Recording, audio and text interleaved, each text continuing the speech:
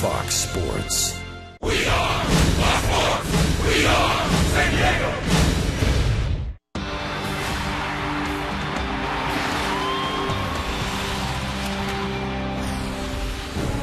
Another beautiful Sunday in America's finest city, and another Sunday salute to the military here at Petco Park as the Padres and the Rockies begin Game 3 of this three-game series. Today, we honor the California National Guard. And once again, good afternoon, everybody. It's Andy Mazur in for Dick Enberg, along with Mark Grant, as we welcome you to Padres baseball here. The Padres look to gain another series victory. It will be their third in a row, and they'll try to do it here against those Colorado Rockies. News today off the field. Before this ballgame even gets underway, the Padres ink one of their own and signed Carlos Quentin to an extension. This is great news. Continuity, showing a commitment. Carlos Quentin, remember, in Chicago when he came off the DL, he was swinging a hot shillelagh, putting up some hot numbers. Sure, he hit a little bit of a streak there where any hitter's going to go through and then find his groove again. But Carlos Quentin going to be in a Padre uniform for 3 years, possibly 4. This is just great news. It's that legitimate number 4 hitter from the right side here at Petco Park that the Padres need. Congratulations to Carlos Quentin. Congratulations to the San Diego Padres making commitment to a handful of players for the long run. I like it. Absolutely. And General Manager Josh Burns will join us a little bit later on the broadcast to talk a little bit more about the extension from Carlos Quentin. Yesterday, the Padres dropped a tough one in extra innings, in 12 innings, as a matter of fact. And Jordan Pacheco, the young third baseman of the Colorado Rockies, had a lot to say about it. A lot of expectations from the youngster Jordan Pacheco. 26 years old. He's been a pro since 2007. He can catch. In fact, he's behind the plate today dropping the numbers, but also doing a fine job at third base. But I want to talk about his swing. In the minor leagues, career minor leaguer, a .303 average, but I think he's just going to get better and better. He's got a short, quick swing to the baseball.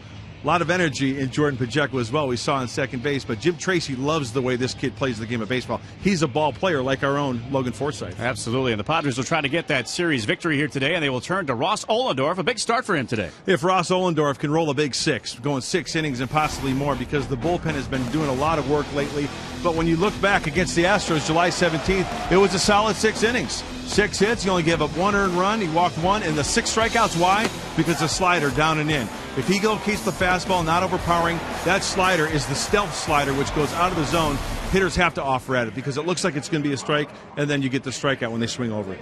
Well, the Padres will face another left-hander youngster. Christian Friedrich will go for the Colorado Rockies against Ross Ohlendorf for the San Diego Padres with the series on the line.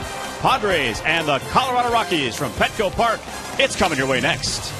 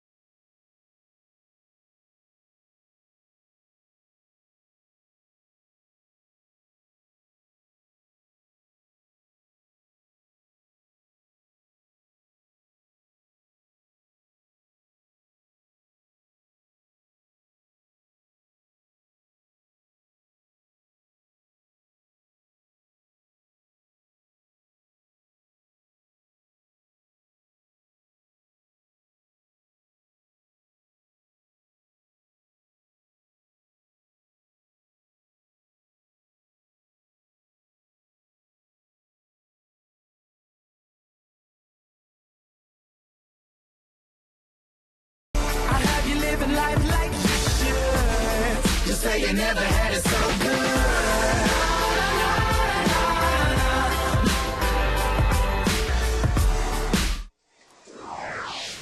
Well, Sunday salute to the military right here at Petco Park. Members of the military out meeting the players before this game gets underway. Padres and the Rockies here from Petco Park in San Diego, California. An important game as the Padres look to take their third consecutive series with a victory here today over Jim Tracy and the Colorado Rockies. Tracy in his fourth season will send out this lineup here against Ross Ollendorf. Eric Young will lead off. He'll be in center field. Marco Scutaro, the second baseman, bats second.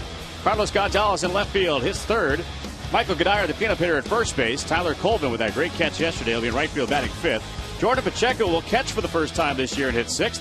Josh Rutledge at shortstop bats seventh. DJ LeMahieu, the third baseman, batting eighth. And Christian Friedrich is on the mound and batting ninth, and again facing Ross Ollendorf. Well, the right-hander Ollendorf, we talked about the lineup for the Rockies, the big hitters, right? Gonzalez, well, he's hit one home run this series. It was a grand slam. If Ollendorf can keep Carlos Gonzalez in the ball yard and then the youngsters like Pacheco contained and give us 6 innings, I think it should be a pretty good outing for Ollendorf. It'll be the second time that he's faced these Rockies. The last time out was as a Bucco, a Pittsburgh Pirate. Defense behind Ollendorf, Quentin in left, Amarista in center, Guzman in right, Headley and Cabrera on the left side of the infield, Forsythe and Alonso on the right, and John Baker will catch Ross Ollendorf. Beautiful conditions here, 73 degrees. Winds out of the west at 11, clear and sunny. That is our forecast.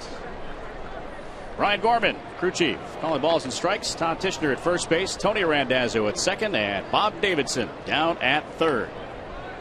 You ready to talk some ball, Andy? Let's talk some ball. Geared up on a beautiful Sunday afternoon. How sweet would it be? 3 out of 4 from the Astros, possibly 2 out of 3 from the Rocks.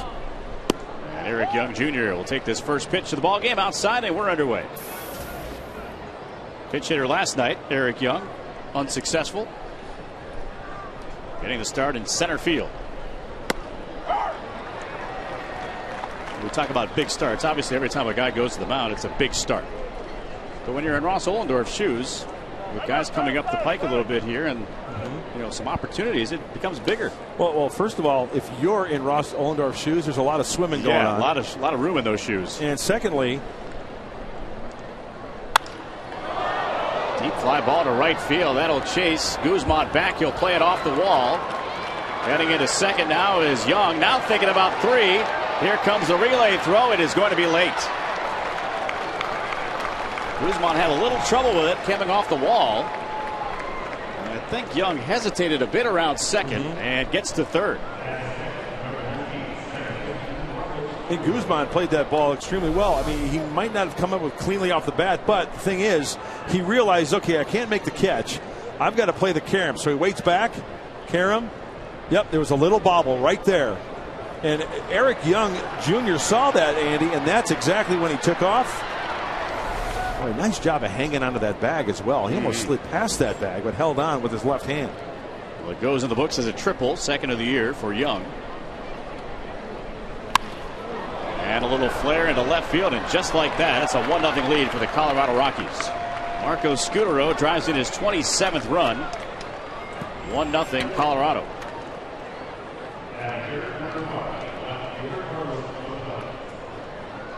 Aggressive approach from Scutaro. First pitch hacking.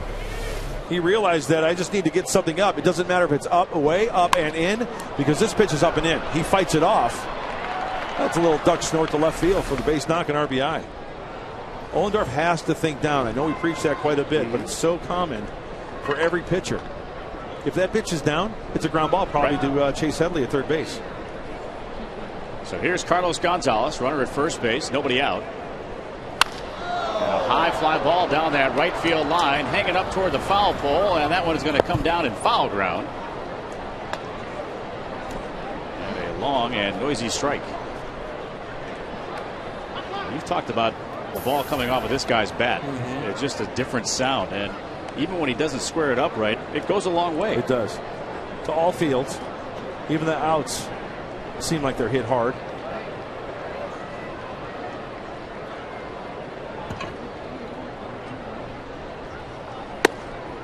Takes a strike.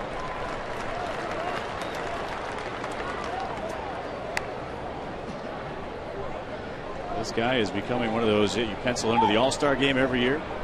As we talked about a little bit yesterday, a .330 hitter. You figure 30 homers, 100 runs batted in. Ollendorf very quick with his feet on that throw to first base. That's a good technique. Totally different throw over to first base as well, like you're almost throwing a dart. You don't want that big arm swing like you're going to the plate.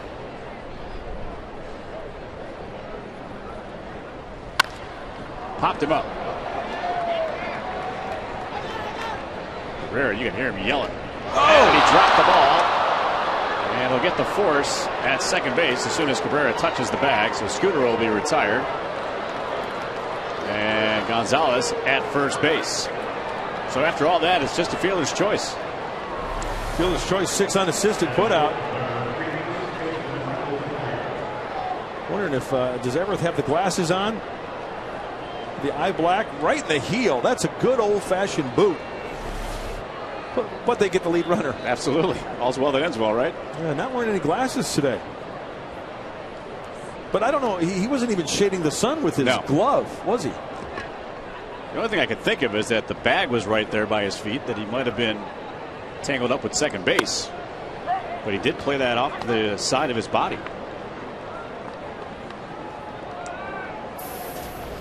So here's Kadire, who had 4 hits last night. 5 hits in this series.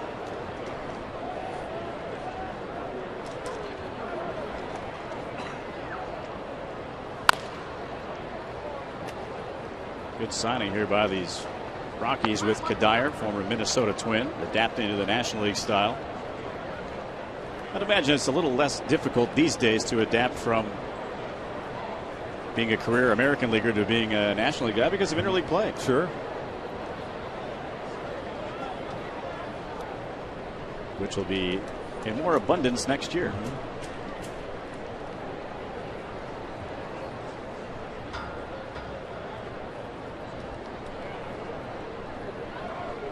One of the things we talked about the other day, just stepping off, holding runners. Vary your moves.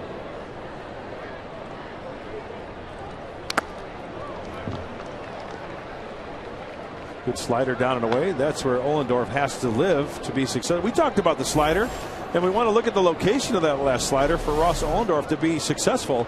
Kadire, you know, he can't do much with that pitch. His front side's exposed. He fouls it. And then why is it such a good pitch? Well, on the right, you see, not a long stride, getting up on top, getting those knuckles on top of the baseball, and working downhill, getting good tilt. Fights that one off and fouls it out of play. That motion of Ollendorf you saw on the right gave you a good indication that he's keeping it front side closed, get that arm angle up and working downhill. You know, some pitchers have long strides, some pitchers have short strides. I think Ollendorf is kind of maybe in between. Remember David Wells? Long stride. Yeah. Heath Bell, about the size of a postage stamp. Very short stride, and we'll see him in Miami. Hopefully not. Yeah, exactly right.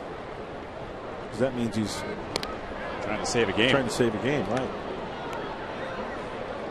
Padres have the right guy at the plate. Of all the Rockies, Michael Kadire leads the team and rounding into double plays with 11. Next closest guy is Giambi. They start the runner with that in mind, and a swing and a miss. And Kadire is down on strikes. But Gonzalez will take second.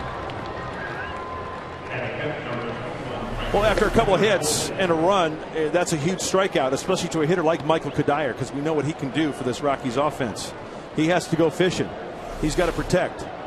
And that's a big league pitch by Ross Ollendorf. Cannot get hurt out there with that pitch.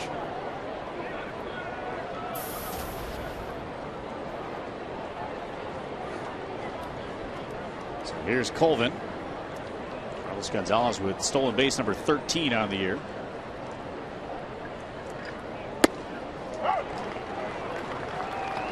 Colvin's catch yesterday. Still talking about it today, obviously. Saving the game in the 9th inning. Kotsay all but wrapped it up. And Colvin came out of nowhere and made the catch and then doubled up Cabrera. Time now for our Lexus keys to the game. Well, we're going to have some fun with these keys today. The first one is, how about a good Q rating?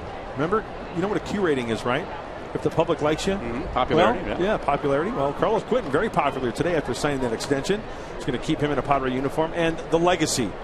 Ross, the Dorfman Ollendorf. He's a legacy from Harrisburg. Seriously, it would be nice to his legacy today after today's game, talking about a good quality start, going 6, maybe 7 innings. That ball gets by Baker and loafing into third base with long strides is Carlos Gonzalez. So now with 2 outs, a runner at third base. Wild pitch. It was a slider. And as a catcher, not much that John Baker could have done more. You know, he got in the right position. It's just sometimes the way the ball bounces. Off the shoulder, off the shin guard, off the chest protector.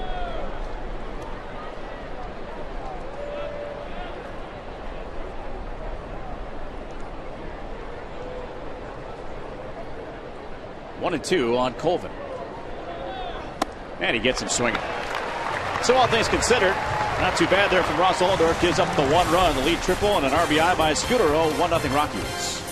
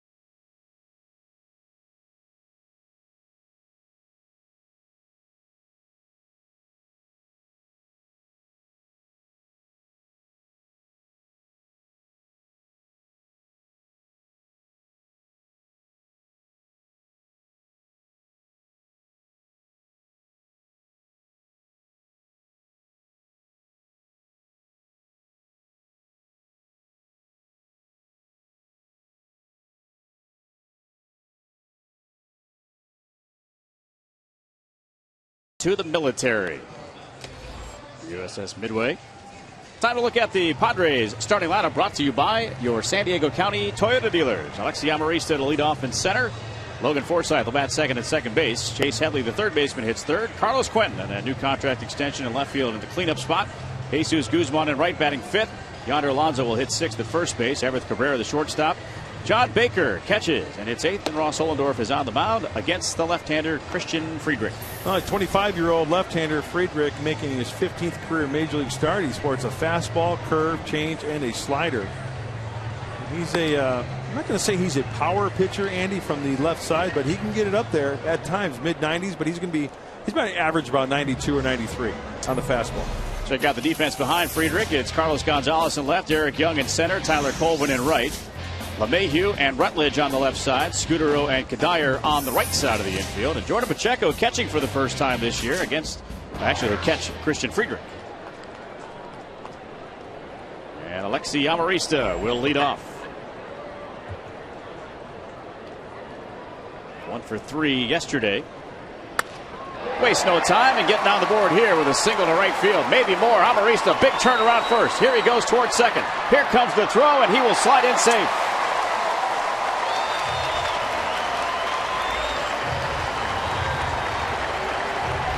The little ninja. Scat to second base.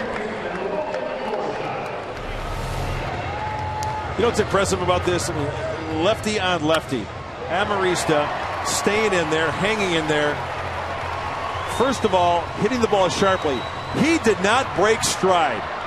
Even though Colvin got to that ball quickly, and Colvin doesn't have a bad arm, he's got a decent arm, and put pressure on the outfield. I love it. Alexei. 10th double of the year for Amarista. And Logan Forsythe at the plate. Tying run already in scoring position. Good strike on the inside corner. And who had Amarista pick the stick? Let's see, the short guy. Oh, I had to ask, huh? Yeah, you did. So I told you. All right. Padres very good with runners in scoring position last night. 4 of 7. Good on the homestand too. 16 of 44, a 364 average. Well above what they've been doing for the season.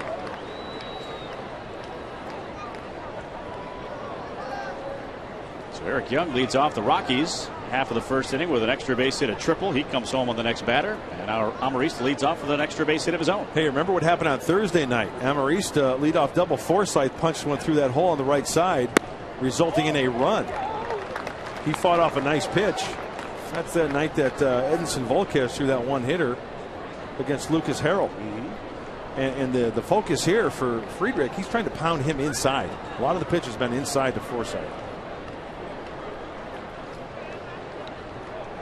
2-1. He had a good one to rip at there. Middle in.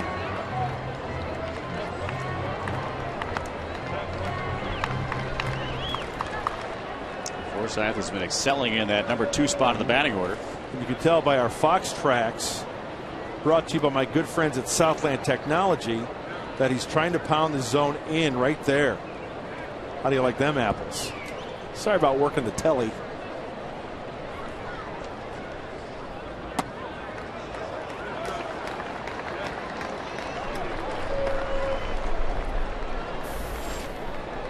Chase Headley waits on deck.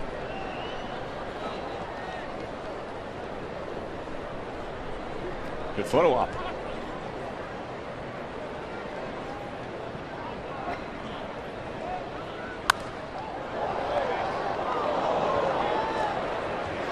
That time they went away.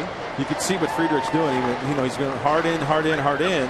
But then he threw up that looping curveball and then tried to sneak that fastball in on him. Oh, how nice. Going to give it to a youngster. I don't know about the Michigan hat, but. Ball forward, it kicks away from Pacheco. And he down to third is Amarista. So the Padres have him at the corners with nobody out. And Chase Headley coming to the plate.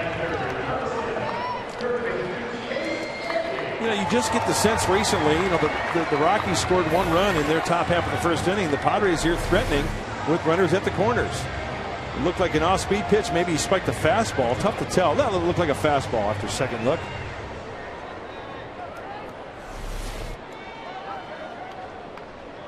Tracy looking on. Another young pitcher going to the mound. Christian Friedrich. Just turned 25. He's got kind of like sneaky giddy up. Not overpowering, but that ball creeps up on you quickly. Carlos Quentin around that on deck circle. Catching a glimpse. And the count evens at 1-1.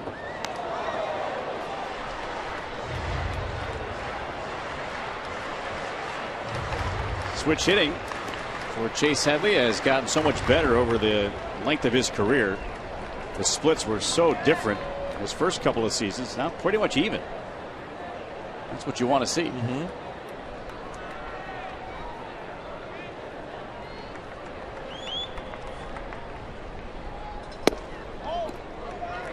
When we talk about splits, we mean average from the right side and average from the left side. From the right side 269, from the left 266.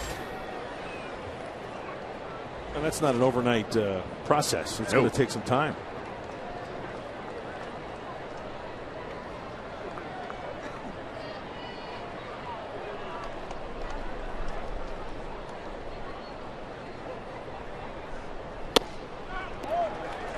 And outside. We'll see what Friedrich determines here is his course of action on a 3-1 pitch. Yeah, you might see a throw over to first base. You don't want Forsythe to get too froggy over there and in the possibility that he's going.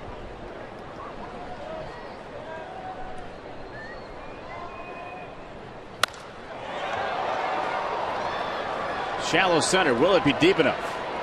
Young under it. Amarista is heading toward the plate. The throw is sailing up the line, and Amarista will score, and Forsythe moves up 90 feet. We're tied at 1.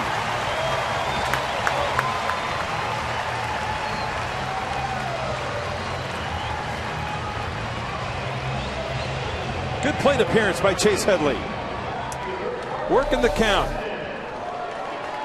Eric Young Jr. drifting over towards the right center field gap, and Glenn Hoffman, as soon as that ball is hit, he gets an indication where Young is going to catch that baseball, and then it's all about getting help from the coach saying, "Gotta go." And we are tied. GTG. Gotta go.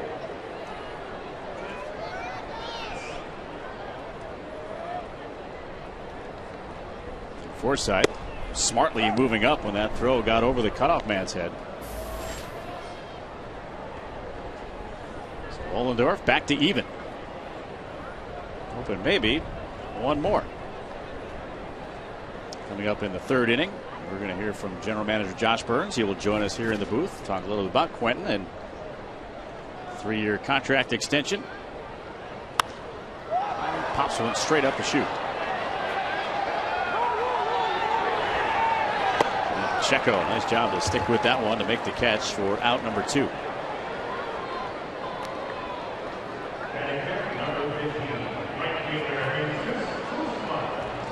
So here's Guzman, homered in yesterday's ball game, getting another start in right field. Buddy Black continues to use that entire roster. Got to keep him sharp. Absolutely.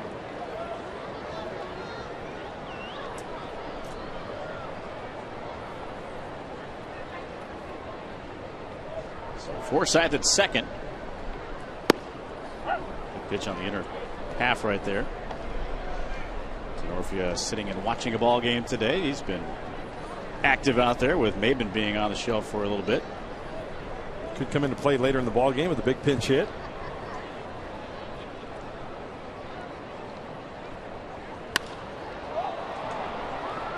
And a pop-up. That'll be the shortstop. Rutledge will make the catch. And the inning has come to an end. Alexi Amarista scores to tie the ball game. It's 1-1 heading to the 2nd.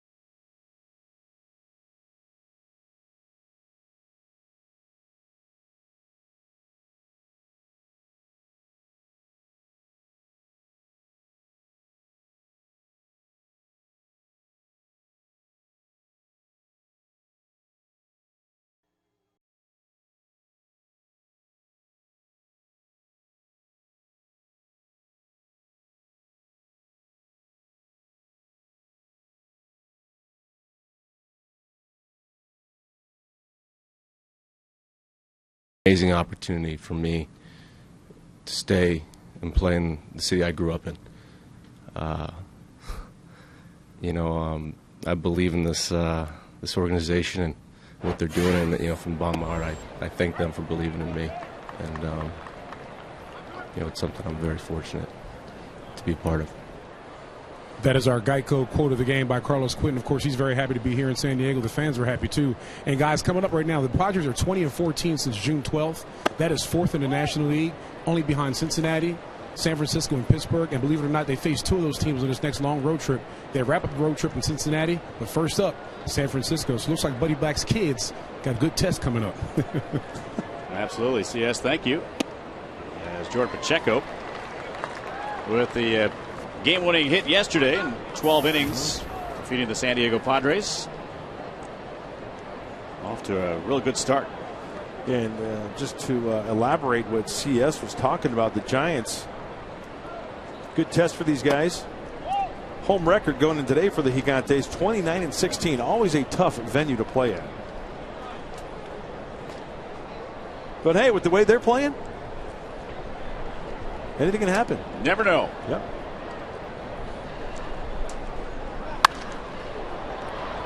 Buddy Black, one of his other favorite lines to give us. Got good fuzz? Well, good fuzz, yeah. We've got to play the entire roster. And the other one is, that's why you play the games. That's right. Hey, they're locked up at 3 in the city of brotherly love in the 11th. You get them all tired out. Sure. Long flight back. Forsythe up to make that catch. Well-timed leap. You're exactly right, Andy. Good ball player, Logan Forsythe. High slider. Fought off. That ball almost rattled out of the glove of Logan Forsythe. The heel into the webbing. I'll tell you what, I'd like to see Logan Forsythe on the hardwood. He could box up some guys and get some rebounds. Tough, physical, defensive-minded guard. He'd probably be playing out more on the perimeter, but still, he'd like to mix it up down there in the paint, amongst the trees.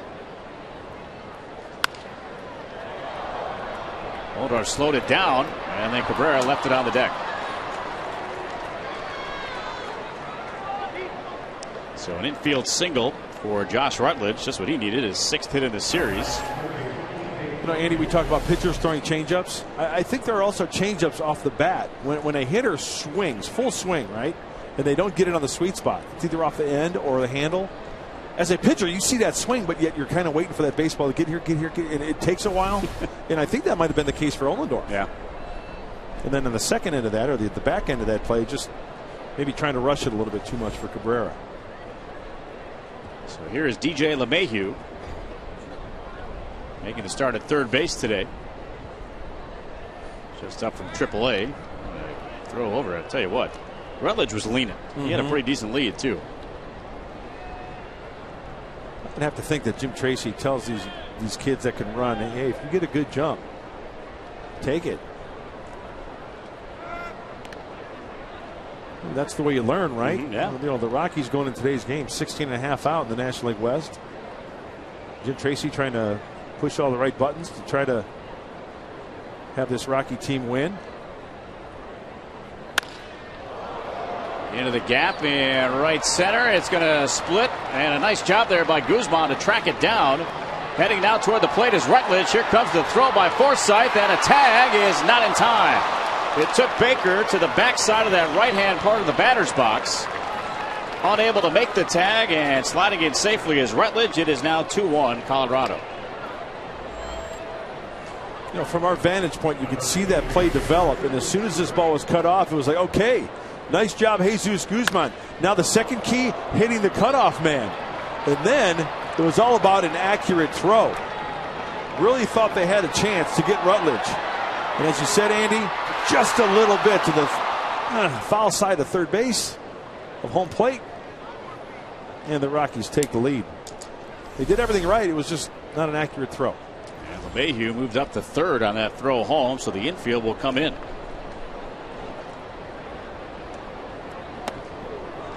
And Friedrich takes one up near the chin. Trying to cut that run off at home plate. Keep this a one-run game.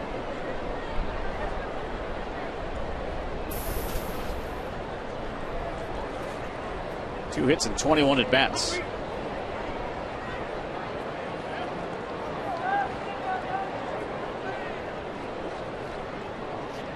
You might see something here. Late swing. You know, if that runner at third base breaks as soon as that pitcher lifts his leg, the idea for the pitcher is just get it on the ground in fair territory. It doesn't even matter if it's directly at the pitcher or at one of the infielders. They've got to shovel that ball to the catcher and then place a tag on the runner. 1-2 now.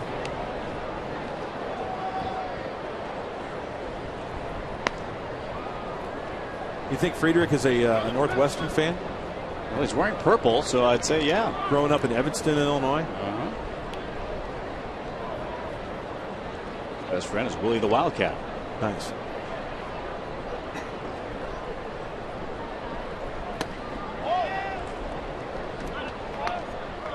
Froze him on that slider, but it was inside.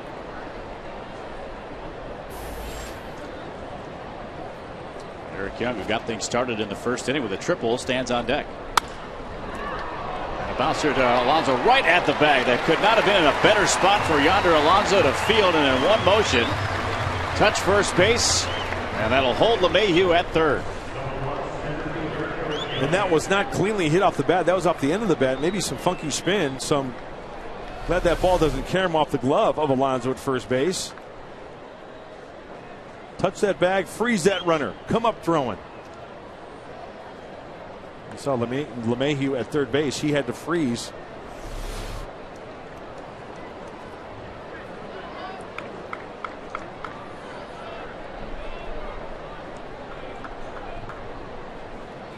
.375 with 5 runs batted in, and runners in scoring position this year for Eric Young Jr. It's a .400 average with 2 outs.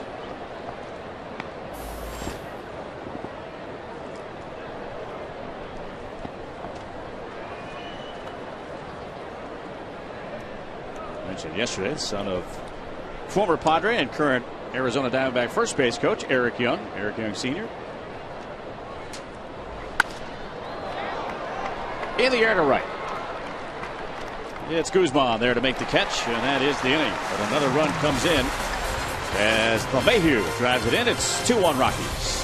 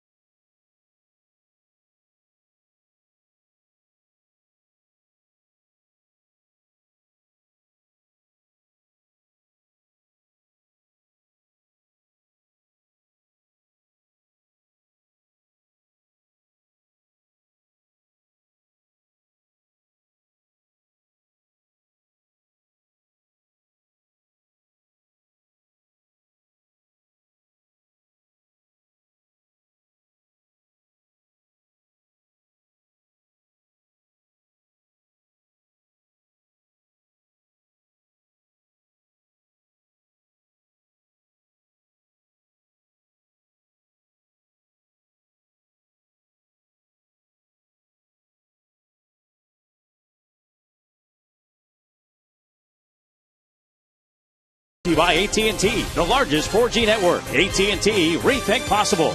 By Petco, where the healthy pets go.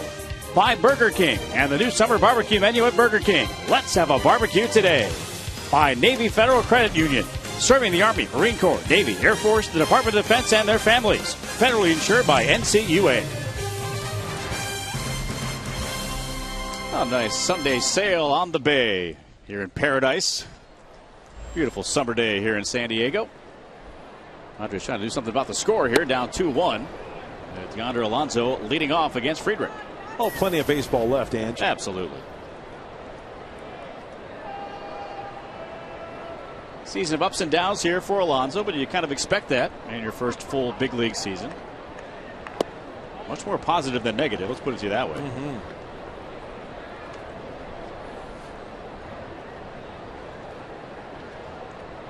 First full big league season for this young man as well, Christian Friedrich. He's faced the Padres a couple of times already this year. In fact, won his first big league game in his first start here on May 9th.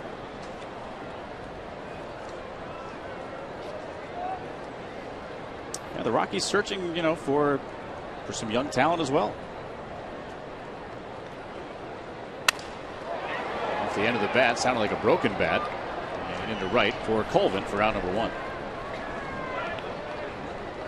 We've seen Friedrich up. We've seen Alex White has faced the Padres a couple of times. Drew Pomeranz, who faced Padres in Game 1. They've got that core ready to go. The youngsters that are probably going to be in the plans for a long time. The Padres' future is going to have to wait a little bit with a couple of surgeries. With Corey Lupke going under the Tommy John surgery and Joe Whelan shortly to go under it. But I'd say that future is pretty bright too. Absolutely. Never have enough arms. Stockpile. So you got to stockpile them, absolutely. So here's Cabrera. Not only to pay dividends, hopefully at the big league level, but also for trades. There might be a position player out there from another ball club that you want to acquire, and all of a sudden someone's inquiring about a young arm in the minor leagues. Yeah, we can throw that guy on the deal. Right.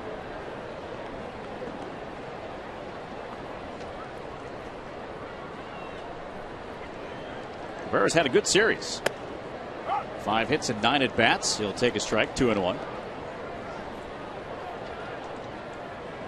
18 for 18 in the stolen base department since being called up from Tucson. Hey, hockey suit. I thought that ball hit him. I thought it did too, in his back, or at least grazed the back of his jersey. I still get flashbacks. I'll have dreams at night. I'm dead serious about this. I'm flinching waking up in bed because line shots, which happen with regularity, right back at the melon. And when I see something like this, I kind of cringe. Hey, look out. I think that may have hit him a little bit. Changed directions, I think, yeah. I don't know whether it was above the belt buckle or the buttocks, but it definitely changed directions.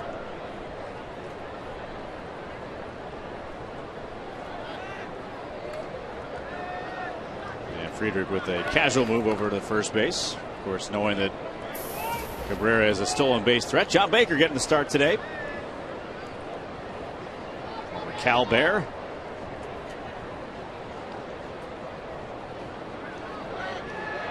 And Cabrera was leaning. That kind of goes into what Dave Roberts has talked about in previous instructionals about getting to that lead that you know you can get back from. He knows a thing or two about base stealing.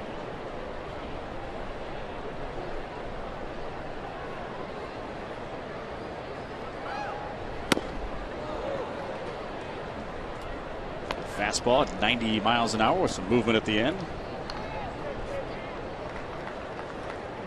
And Roberts always coaching.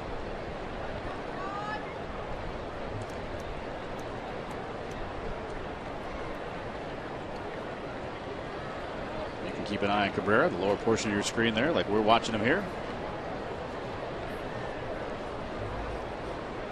I think that's a set play, just to see if he's going to inch off a little bit or commit. There are some times when runners, they will guess.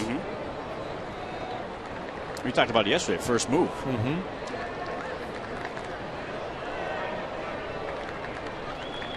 Back. Throw sails. There goes Cabrera to second. He's coming to third. Scudero with a relay is not going to be in time. Speed causing havoc.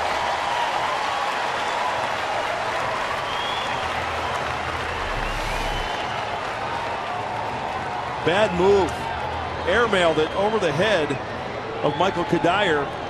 And you mentioned speed, Andy. Yeah, Cabrera, he flashed look over his right shoulder to see where that ball was going. He knew that Scudero had a way to go. He knew that definitely Kadire was out of the play because he was trying to get that throw from the mound. Love it. Love to see the first and third action. Speed, write this down again. All right, here we go. Speed is something you can bring to the ballpark every day. Got it? My notebook's getting filled working with you these last couple of days. You gotta know these things. So the infield for the Rockies forced to come all the way in. Tying run is 90 feet from home plate. And there's some speed out there, as we mentioned, with Everett Cabrera. I've also heard that speed never slumps. You can write that one down. I'll write that one down.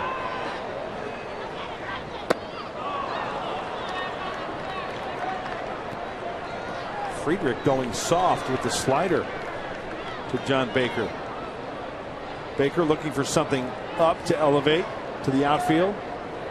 Friedrich trying to concentrate down to utilize those infielders who are in. So if John Baker can get something down, try to square it up, hit it hard.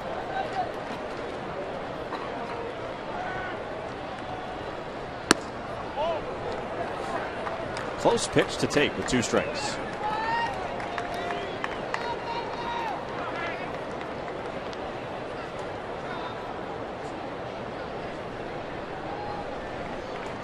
They're paying extra attention now with Friedrich, a left-hander, with his back to him.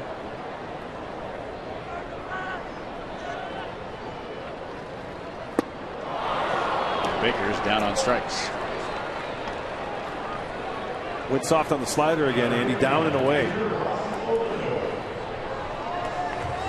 The pitch prior to this strikeout pitch was just off the plate. Pacheco tried to frame it.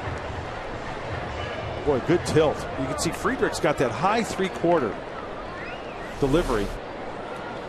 Good late sharp break on that breaking ball.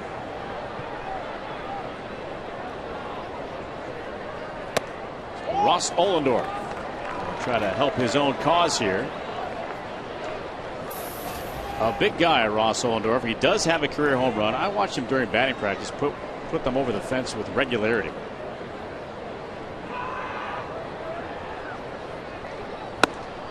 Big cut and a miss. Well, on Saturday, Everett Cabrera paying a lot of attention to Kenley Jansen, and yeah, let's go home. How about another run coming in? Yeah, Will Venable kept cruising around the base paths. And he scored, and the Padres steal a victory against those Dodgers right after the All-Star break. And believe me, that's in the scouting report. It gets around quickly with MLB Network and with tweeting and all that stuff. So the Rockies have that on their scouting report. Now, Friedrich being left-handed, even though his back is turned, he is very much aware of Cabrera at third base.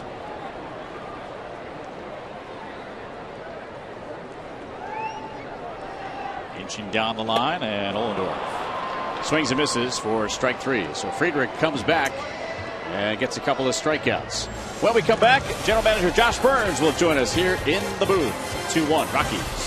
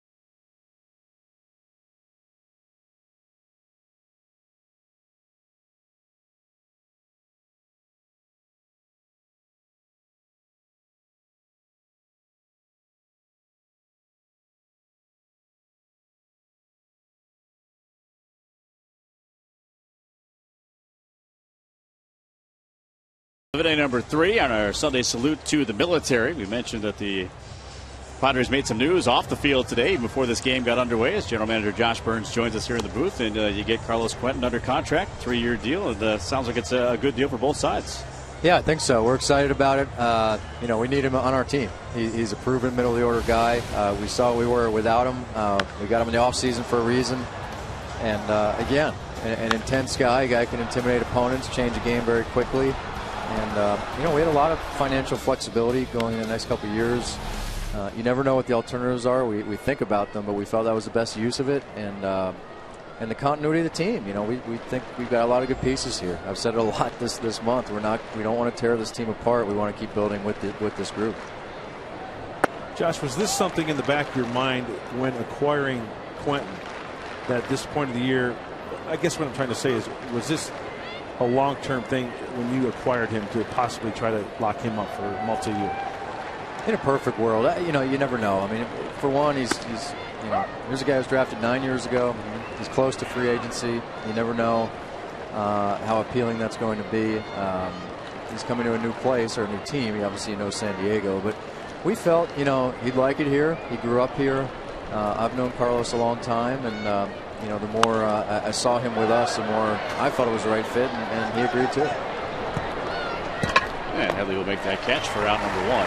And it's interesting that you point out, too. I mean, a lot of people have gotten used to the fact that you have guys here and then they're going to be free agents and they're automatically dealt. But you talk about building a team, and that is a huge cornerstone piece to have a guy that can hit the ball to the ballpark. Yeah, I mean, last year we didn't have much power. First part of this year, and we need it. We need a lot of things to be the kind of team we want to be, but to have a true middle of the order, and in certain nights we've seen it, not just Q, but the other guys that we can score quickly. And obviously we need pitching, we need defense, we need speed, we need a lot of things. But we've seen what we look like without power, and we needed to have that on our roster. I think it's great for everybody, Josh, because it sends a signal not only to the guys in the clubhouse, but the fans here in San Diego. Continuity, commitment. No doubt. The fans have been great. This has been a rough year, how we started. They've responded as we played better. I know the history here. I've observed it from afar. I've learned it since I've been here, and we're excited. We do think this is a good group. We like the farm system behind it. We want to keep building with it. We still have a ways to go, but I like the signal it sends, and I think the fans will appreciate it, and they've been great so far responding to this group. And I'm sure you've had to love the way the team has performed over the last 4 to 5 weeks. So just the fact that gaining some ground in the West and playing better baseball. Yeah, it's again, the start was so rough with the injuries. We've all seen it, but Buddy and I have talked a lot. We can still focus on who we want to be, how we want to play. We played hard. We play with energy. We've been a more exciting team to watch, in addition to winning more. So that's good for us and good for the fans. 1-2 here on Gonzalez. Is this going to be a trend? And I don't mean to put you on the spot, but you're always looking to keep that core, to try to sign players to. So fans can get excited. Hey, not only next spring, but the spring after that, this is going to be my guy. We're probably going to sign the broadcasters long term next. It's good news. Yeah. No, that's out of my jurisdiction. But you guys do a great job. Oh, thank you. It could be. Obviously our other free agents to be are Houston Street and Mark Kotze, both sides from our side, and I don't want to speak for those guys too much, but there's an interest in staying. So we'll see if we can work that out. Be good to have Kotz and Street around. Yeah, absolutely. I mean, 2 veteran guys with a lot of knowledge and guys that are willing to talk to the young guys and kind of coach them along. They've been fantastic in both ways. As leaders, as examples, they really have a good read on our team. They've been on good teams, so they know where we are, where we need to go. And they both played very well. Kotz has been terrific with late game at bats when he's started games, and Street's been almost unhittable. Any news, Josh, on the injury front? Significant players who are out and possibly getting close to coming back? Tim Stauffer's making progress, feeling good with his throwing. Andrew Kastner's getting closer to picking up a ball. Down in the minors, Casey Kelly is going to throw 2 innings in an Arizona Rookie League game, I believe tomorrow, which will probably push him towards San Antonio after that. So we're getting there, but it's been an unbelievable year with those injuries. And with those injuries, there have been some opportunities for some guys to come up. Most notably with Logan Forsythe coming back from his injury, and also getting back on the field. And I want to ask you about the deal that got Alexi Amarista over here. I mean, how pleasantly surprised are you? I mean, I know you gave up a lot on Ernesto Frieri, but Amarista has been huge. Yeah, a deal that has worked for both sides, which is the way it's supposed to be. Frieri has been terrific for them, and the one thing with Amarista, we liked the aggressiveness and that he hit, and we felt like we were almost too patient as a team, and he's up there to swing the bat. But to come into the big leagues and play so many positions, what you guys know is hard to do. It's easy to say. It's hard to play literally 5-6 positions and play them well and not have it affect your offense. He's done that. And then Don Roach, the other pitcher we got in that deal, we liked quite a bit. We shut him down. He's young. He got to an innings limit. We thought was enough, but he was on a roll. He'd been Texas League Pitcher of the Week prior to that. Visiting with Padres General Manager Josh Burns. Padres have signed Carlos Quentin to a 3-year extension. Down in this game 2-1 with Gonzalez at second base. And a close one right there. With these injuries, how impressed are you with the fact that your staff, Buddy Black and Darren Balsley included, have been able to get some of these guys that you've picked up along the way and getting them to pitch at a high level again? Pretty amazing. To give two guys credit also, Edinson Volquez and Clayton Richard have really stepped up, and Jason Marquis done a great job. Kip Wells, Ross Ollendorf, but Buddy and Balls, I think, have proven they can get the best out of pitchers, and we've really tested that this year, and maybe for a little while we were wobbling, but last month or so we pitched pretty well.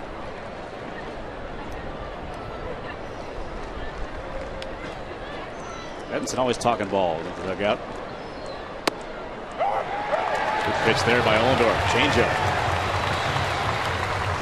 Good combio. 2 times this afternoon that Ollendorf has taken care of Kadire. The first time with a slider way out of the zone, and that almost had the action of a 2-seamer coming back the outside corner, but it was the changeup. That's a good pitch by Ollendorf. Yeah, it's funny when you play a team so much. Yeah. Sometimes you got to surprise them there to finish an at bat. So that was a good call by Bay. So here's Tyler Colvin. How about those 2 catches last night? One by Colvin and one by Venable. Fantastic. Colvin made a great play in the first inning off Amarista. He's a pretty good right fielder. And you mentioned the excitement, and we're going to show you the catches for those that didn't see it last night. Almost the identical spot in the ballpark, and with a lot on the line. Obviously, that catch by Colvin prevented the Padres from winning the game in 9 innings. Venable kept things going. Yeah, great game last night. Didn't turn out the way we wanted. Very exciting game. Colvin acquired from the Cubs in the offseason.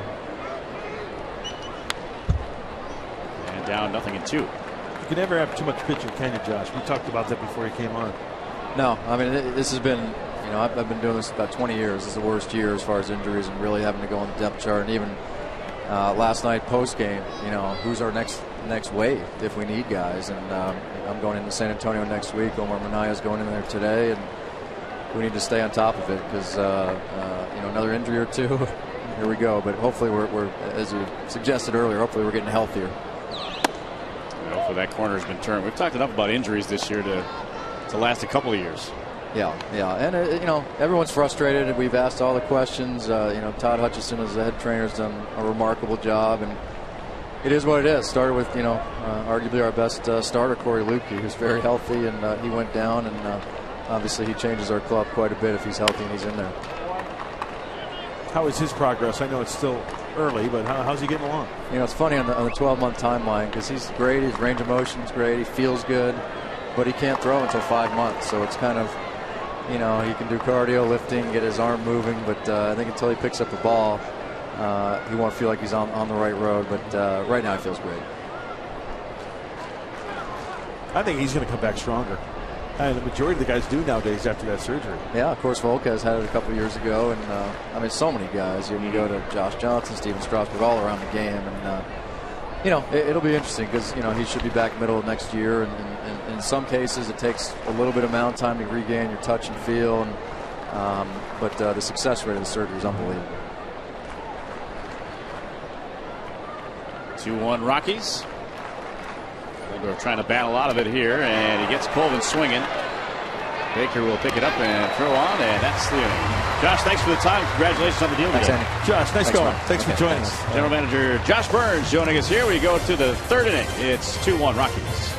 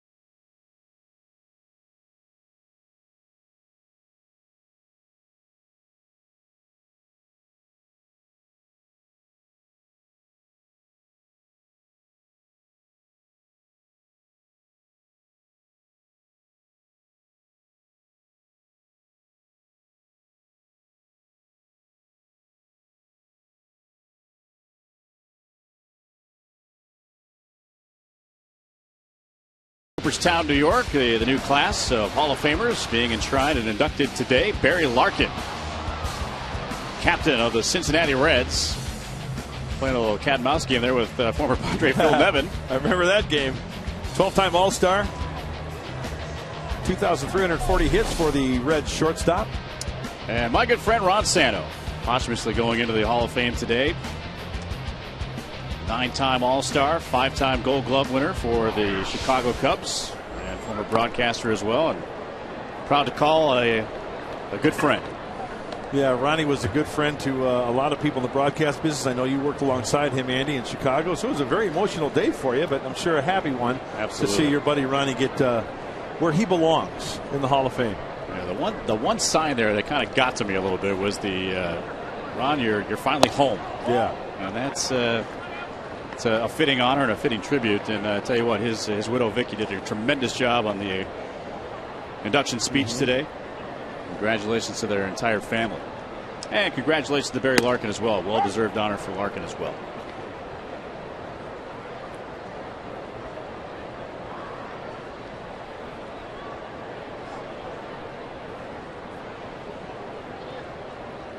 So Alexi Amarista started this ball game with a double, a hustling double, and scored the Padres run back in the first. Well, one guy that's always going to be in my Hall of Fame, he's down on the field now, Mark Sweeney. Marco, any Hall of Fame Sunday memories in your mind that surfaced today? Well, today, you know, being in 1999, I got to play with the Reds and played with Barry Larkin, one of the best athletic shortstops ever to play the game. But just watching him work and do that kind of stuff on the turf, he really was one of those guys that really had that one hop in the hole. He'd throw one hopper to first base because playing on that turf, he could do that. But Barry Larkin, what a great player to play with. Consistent is the word you could use to describe him. Seemed like he had that just real even keel about him. Yeah. Never too high, never too low. And that tells me a sign of confidence when a player's like that. And no situation too great you can't get out of, and no situation that you're in, you know, you feel you can two swings and you're out of your slump.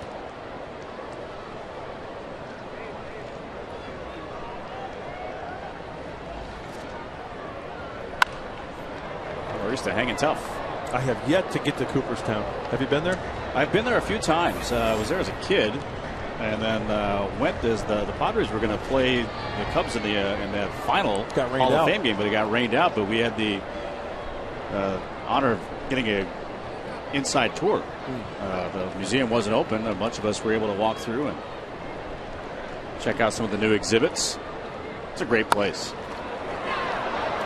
Friedrich winds up and almost lost the play right there as Amarista, hustling all the way, is thrown out at first base for out number 1.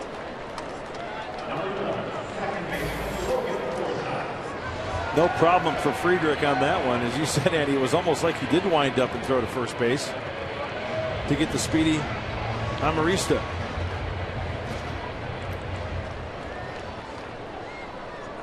So here's Logan Forsythe.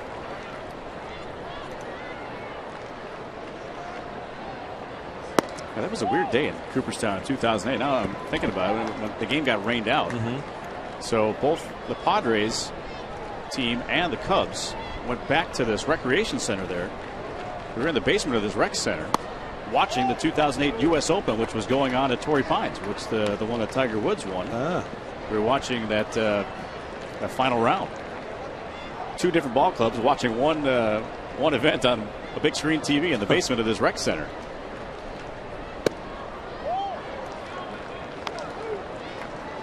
So that's a place every baseball fan needs to get. They need to get there and get a couple days trip and look at some huge baseball history. Oh, you need a few days, don't you? You do. You do. And what's more interesting about that, too, is a strike there to Forsythe. We were walking through on our tour, and Trevor Hoffman was there with his boys. And there's an exhibit with Trevor with all of his saves. Cool. And a glass case. And to watch the boys look at their dad's belongings, the effects in this glass case with him standing right next to him was really, really cool. Time now for our game break as we take a look at what happened in Detroit today. White Sox and the Tigers. Miguel Cabrera is on some kind of hot streak. That long home run at Comerica over the center field fence, 420 feet away, his 300th career home run. He hit a pair today. And the Tigers sweep the White Sox. 6-4 win today.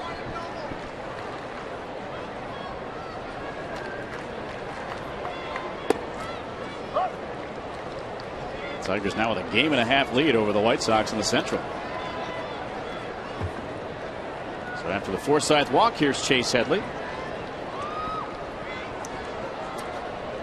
Second walk by Forsythe today.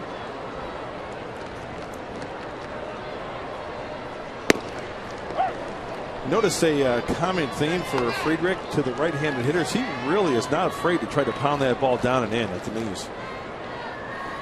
Mark Sweeney, how's this stuff look down there? Yeah, it looks like it's uncomfortable. He has that downward tilt, especially even with the fastball working downhill. It's stuff that, like Mark said, when you're throwing in, very difficult to hit. And with a big curveball that time. You know, when Mark's talking about the downward tilt, he's talking about that because his release point is here, right? So when you get that downward plane, that's what the hitter is kind of looking at. And that's tough to square up when the ball's in the hitting zone. In toward the gap. Gonzalez getting over. Dives with a backhand grab and makes the catch. Scampering back to first base is Forsythe. He took extra bases away from Chase Headley with a fine backhand grab. That ball just hung up there enough for Carlos Gonzalez to go over to his left and make the grab. Off the bat, I thought it had a chance of splitting that gap. And Chase Headley, after rounding first base, was like, oh, how did he get to that baseball? Good athlete right there. So here's Quentin. Talked about it with general manager Josh Burns. He's going to be around for the next 3 years, perhaps 4. Takes that one high. And Mark Sweeney, too, as a player on a team. You know, you hear about trade deadline stuff, and now you find out that one of your big guys is locked up for a while. It gives you a good feeling, too, doesn't it? Yeah, so, you know, it's really a good feeling to know that, you know, that's, not something that you really have to worry about now, because playing with that, especially these days, hearing every sort of rumor, guys are going to tell you the next locker, over, but it's very difficult. But having that contract behind him has to be a good feeling.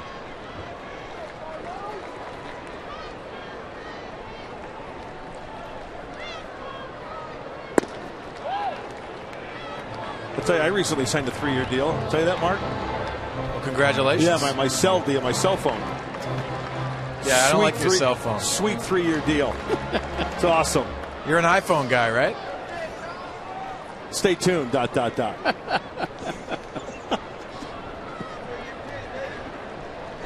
Mark's phone still sends faxes. Yeah. First ever rotary dial cell phone I've ever seen.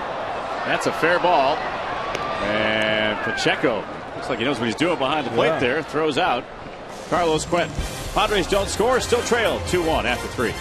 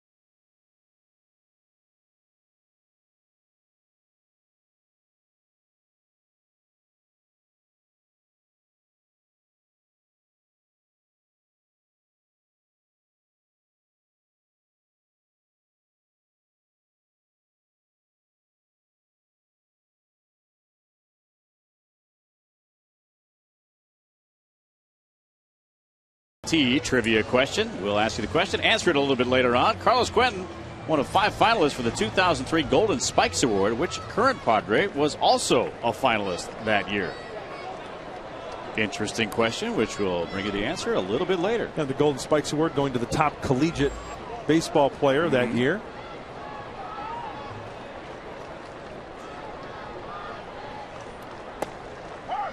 There for a strike. Well, Mark Sweeney really relaying relations with Glenn Allen Hill there, and yeah, gets a little sunscreen for the top of the dome. Working the bullfrog. Got to do it, guys. Nice. SPF 36. I don't think that's enough. 36? Yeah. With that dome, you got to go at least 70, dude. Well, Keith Duger, I've been around a lot of trainers, and he's on the other side. He made sure that I was properly addressed. That's good. He's looking out for you. It's very nice of him. Don't forget to reapply. Thanks for the tips, guys. Absolutely. There's Guzman making the catch. Pacheco retired for out number 1. It's good that you have friends looking out for you down there. Hey, seriously, though, on a serious note, I know Mark Sweeney, you're along with me on this. If you can, yearly checkups with your dermatologist. No question. Get that stuff checked out, man. You know, Mark, all those years we spent in the sun, spring training, you don't worry about it when you're 20, 23 years old. You're out there, and, with your hat off, you're shagging, all that. That stuff catches up with you. It definitely catches up with you, and that's the scary thing. But now, the trainers won't let you go on that field without putting it on.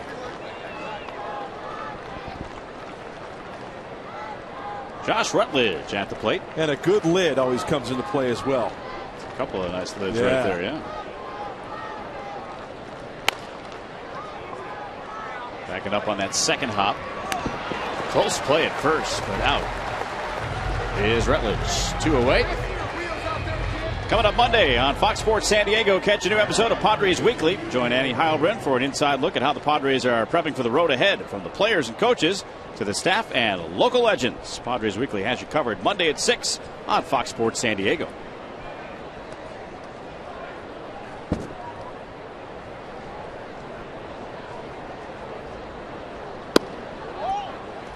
That was a nice sinker down and in to Rutledge to get that easy grounder to Chase Headley at third base.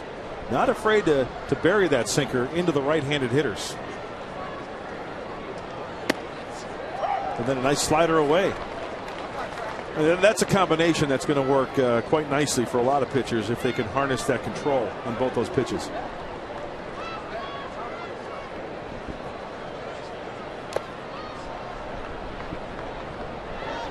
You know, the point you're making, Mark, too, with that sinker in, you know, anytime you're a hitter and you see that sinker in, it's always in the back of your mind. And it just opens up so many things on that outside corner if you can throw that in there.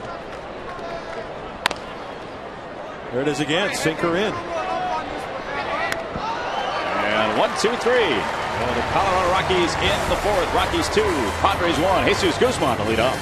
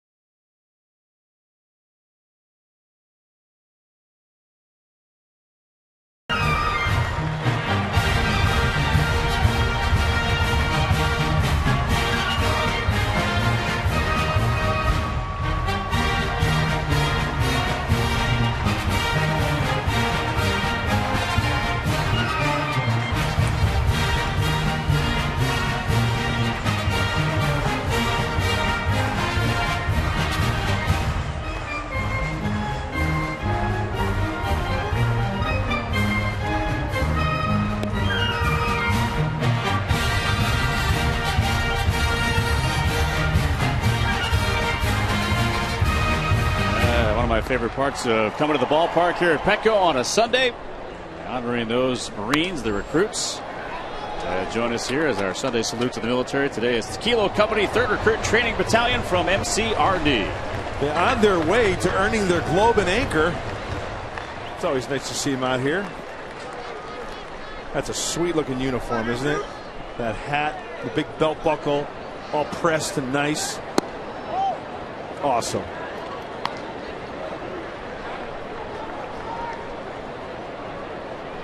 I know Mark Sweeney's a big fan. Sundays here at Petco Park. Oh, I love that. Especially the uniforms. Wearing the uniforms to honor the military. Padres do such an amazing job at really trying to do their part to show their appreciation for the military. The thing I really enjoy about it is watching the visiting team come out of the dugout. And, you know, at that point, everybody is obviously rooting for the same team at that point. Fly ball to right. Colvin in the same area where Will Venable dove to make the catch yesterday. Will put the squeeze of that one for out number 1.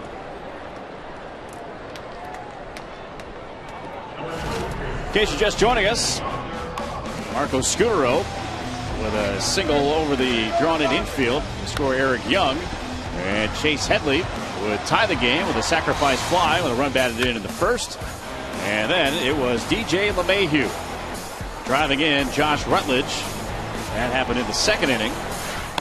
And the Rockies have maintained a 2-1 lead since, as we play here in the bottom of the fourth. Yonder Alonso takes ball one.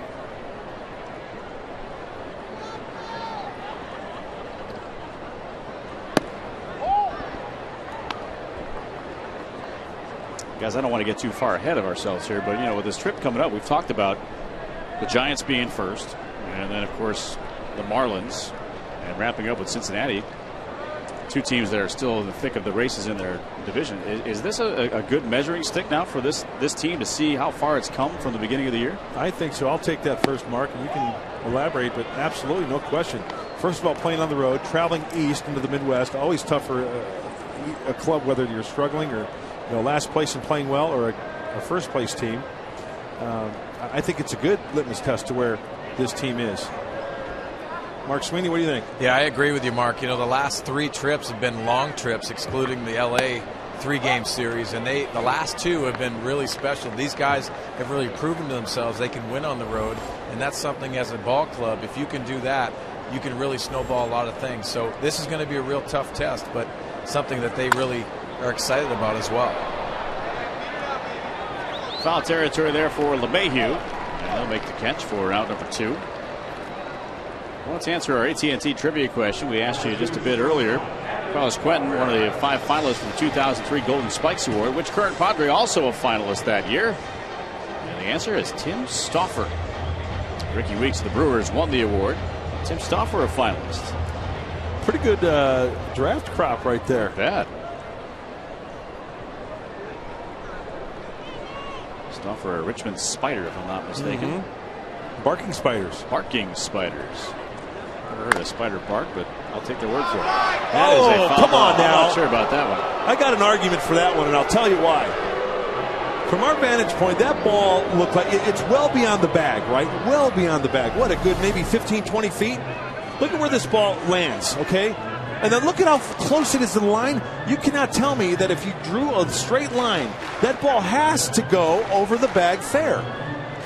From where it hit before the bag and to where it lands after the bag. If you took an imaginary, you know, a string, that ball has to go over the bag fair. I agree with you.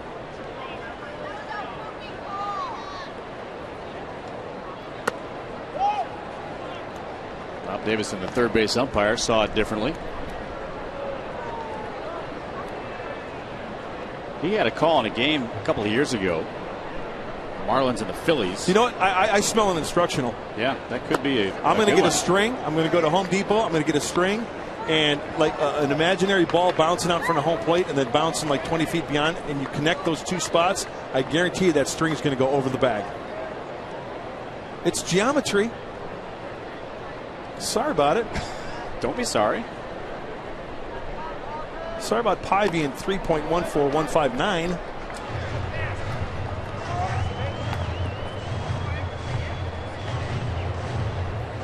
Sorry about knowing a lot about pi. Did you teach that at Bradley? Cherry, apple, blueberry? No, I'm talking 3.1459. Key lime. Boston cream.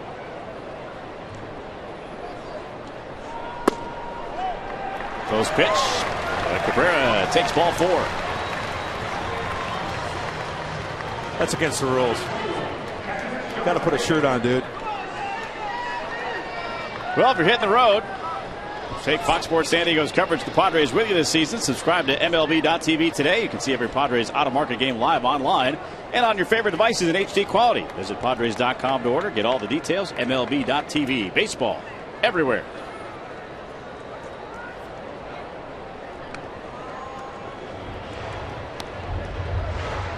Bob Davison had a call in a game a couple of years ago, Philadelphia and the Marlins. I mean, it was egregious. It was a foul ball by feet, and he called it fair, and the Phillies beat the Marlins in the game. Really? Hey, we all make mistakes, Absolutely. right? I'm not trying to pick on him specifically here, but he's a good egg. Bob's a good guy. He just happened to be the one standing there when that play was developing. You know, we have the luxury of replay, yes, slow-mo, and they have to make that split decision right now.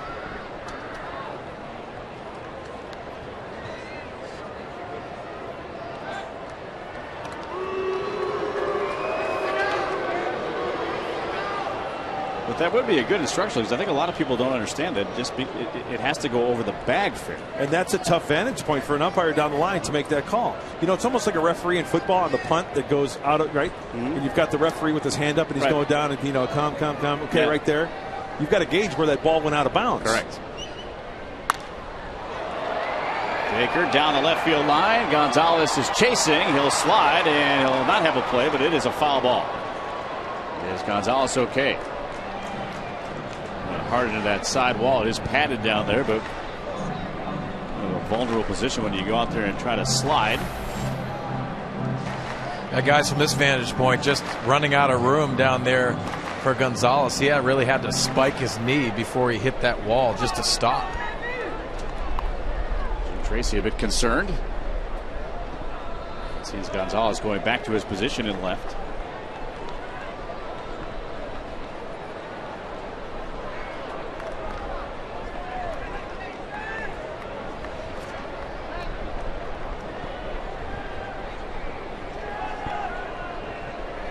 High run at first base.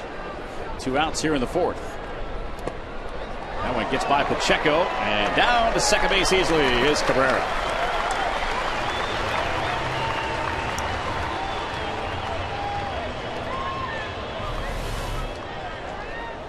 Looked like a slider, you know, to the left-handed hitters this afternoon. Remember, Baker, he struck him out last time up with that slider down and away. Just kind of yanks that one, and Cabrera with a good secondary lead, recognizing that ball not being caught, off to the races, and 90 feet to second base. A little broken bat single here, score a run, 2 outs.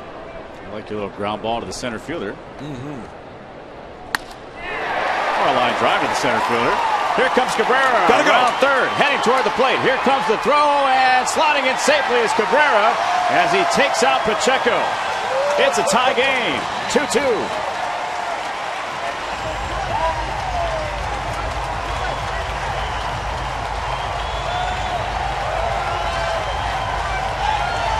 This series has been tough on Rockies catchers.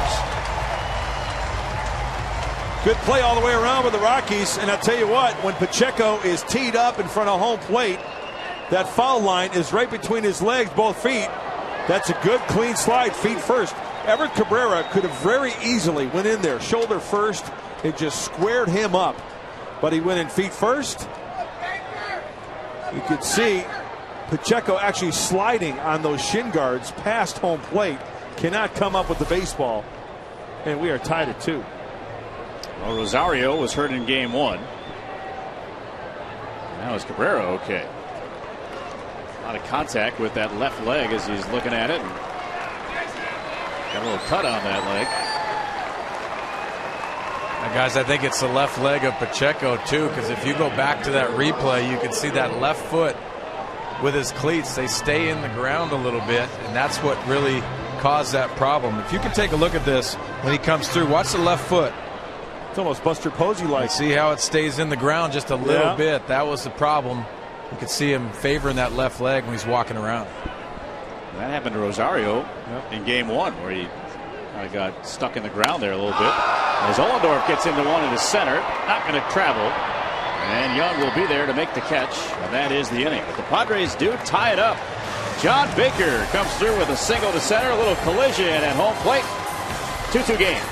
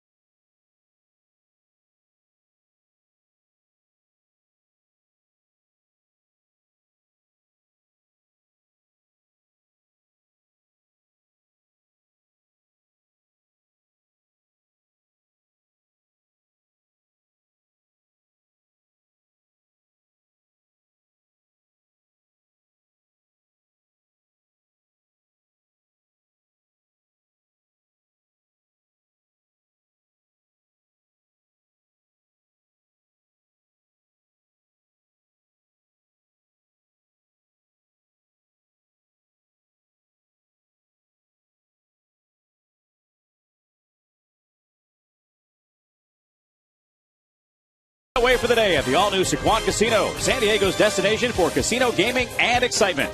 And by your San Diego County Lexus dealer. Sunday salute to the military. USS Midway and the Marine recruits joining us here in the upper deck down the right field line, as they do most every Sunday here at Petco. A lot of families here today as well, as the Padres will wrap up this homestand before heading out on that aforementioned long road trip. A lot of humidity on the next road trip after San Francisco. Talking Miami, then Cincinnati. Middle of summertime. It's a good thing. We'll be in the new ballpark there in Miami, and at least no rain delays. And we'll play some ball once we get out there. Stay hydrated. Good idea. So Ollendorf again back to even, and he'll face Friedrich. Take a strike. Mention that schedule. Let's take a look at the upcoming schedule after today. Those three in San Francisco. Yeah, Cincinnati.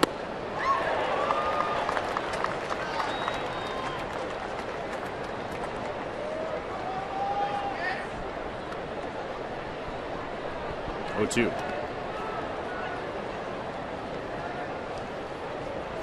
Yeah, Cincinnati there. What do you think, Andy? 90 plus? Easily. Heat index a little bit higher than that. Miami should be nice and balmy too. Oh yeah. Tropical. But like you said, indoors at the new ballpark. Yeah, indoors. Looking forward to that. Friedrich down on strikes. 5th strikeout for Ross Ollendorf. I've heard that they've had a lot of trouble there at that new Miami ballpark. Talk about it after the replay here.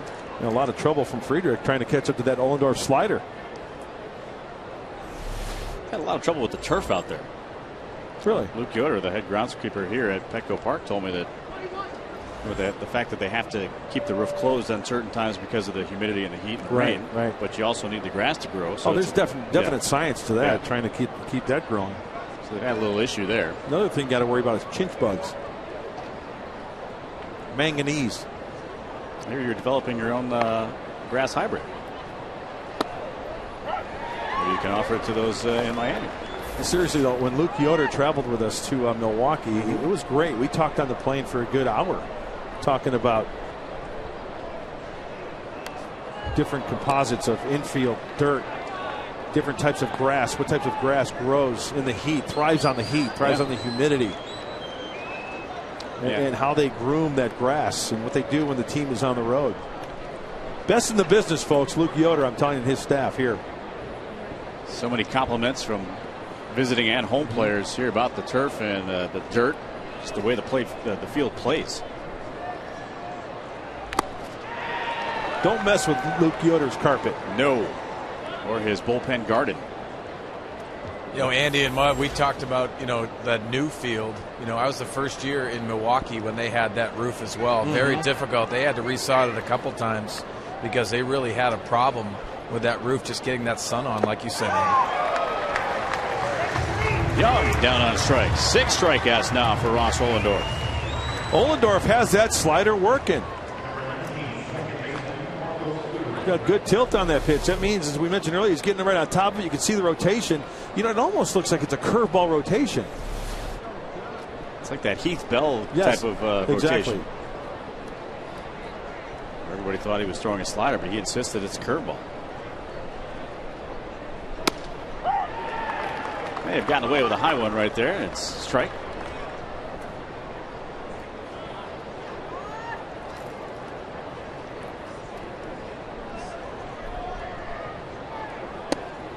The perfect slider there.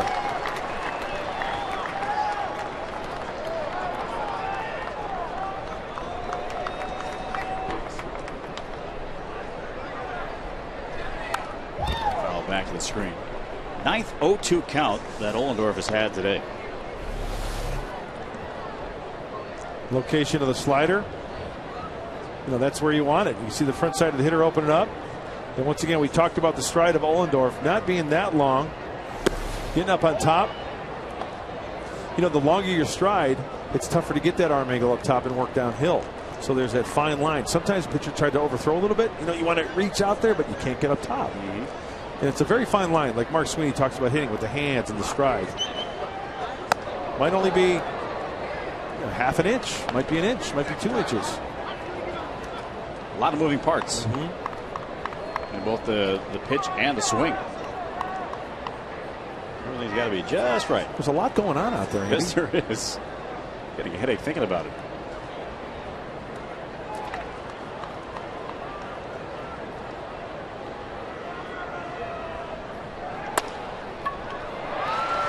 The comebacker. Get rid of Scutaro in a 1-2-3 inning for Ross Ollendorf. 2-2 game, bottom of the fifth.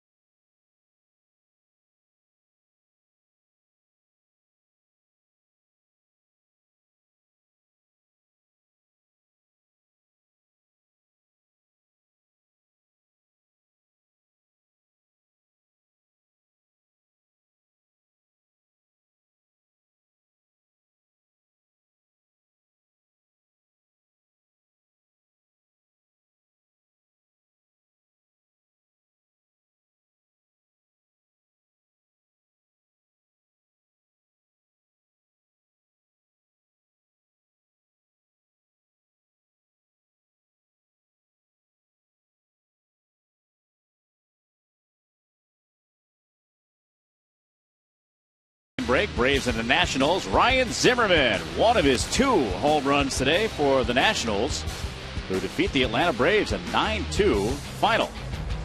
Zimmerman 3 for 5 in the game with those 2 long balls. Tony Gwynn, he's in Cooperstown today. Saw him up on the stage with the other returning Hall of Famers for the inductions today.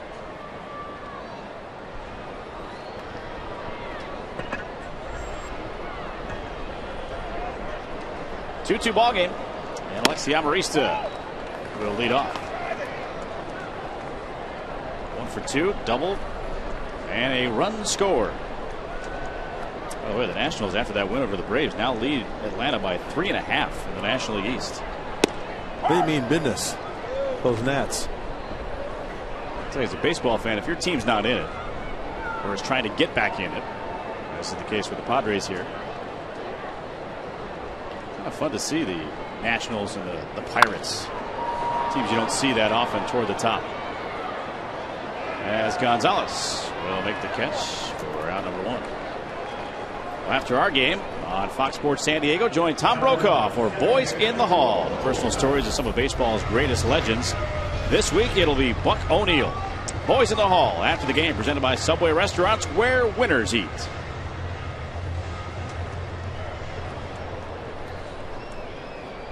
Future champion right there.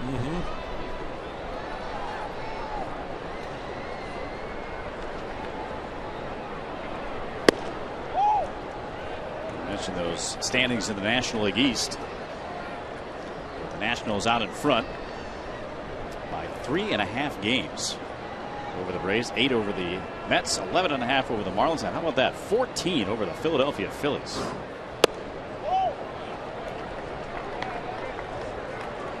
I know you guys kind of debated the other day on the pregame show about which of these teams are going to be around at the end. But still kind of interesting to see these teams you don't see much of at the top of their divisions battling it out. Yeah, and you can see the best story probably is Pittsburgh being in that hunt and understanding they're at the top of that division as well, especially after the Cardinals won that World Championship. Starts to get fun around this time of the year.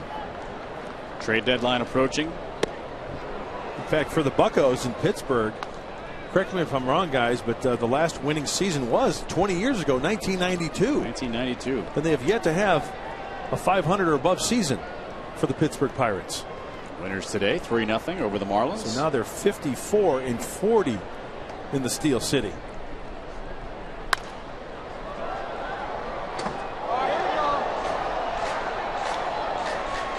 In fact, I remember a few years ago, as you look at the National League Central standings, there was a joke going around Pittsburgh.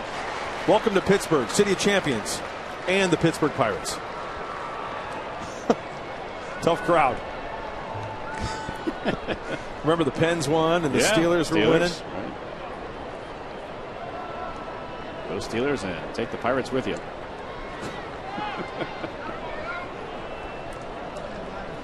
That's a way to stay out of the sun. Ahoy polloi. Just walk out of a Scotch ad. See you, Duck Senator. A close one down the line. Called foul.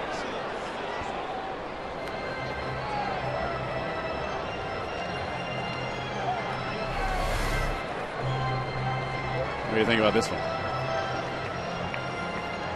You know what? It was hit too sharply. I couldn't really. That's why Bob Davidson's right there. He's got the bird's eye view.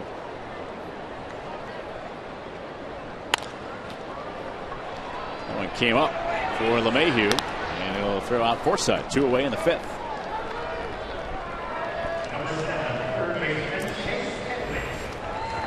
Well, 81 pitches now,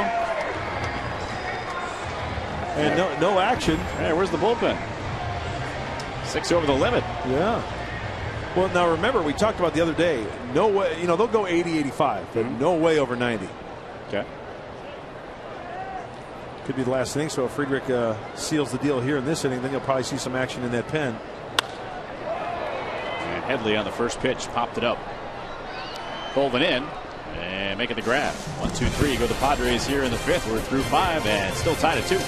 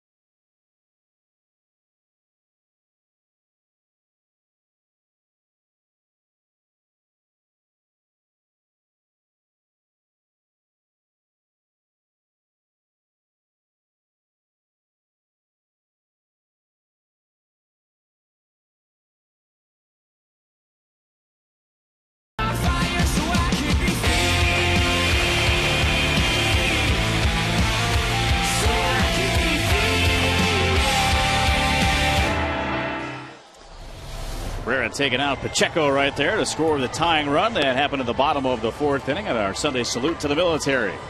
Welcoming those from the MCRD, Marine recruits. On a beautiful sunny day here in America's finest city. Padres wrapping up this homestand. And we'll take to the road with 3 coming up against the San Francisco Giants. Trying to win this series and win their 3rd straight series for that man, Buddy Black. Top of the 6th, and Carlos Gonzalez will lead off for the Rockies. 0 for 1 officially in the game. Drew a walk, has stolen a couple of bases today. Now he has 14 on the year. Has only been thrown out 1 time.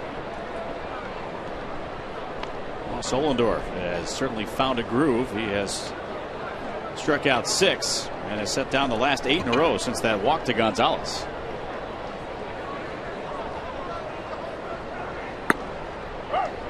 Tough pitch to lay off.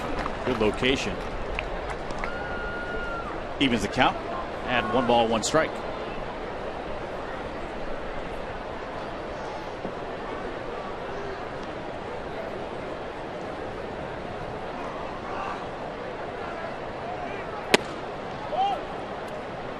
Working those corners.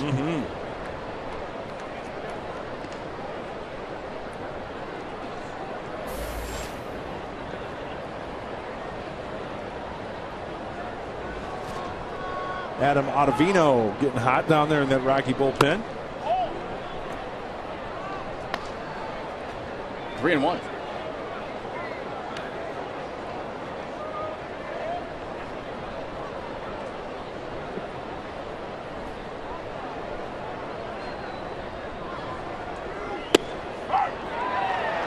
Not so fast there, Carlos. It's a strike.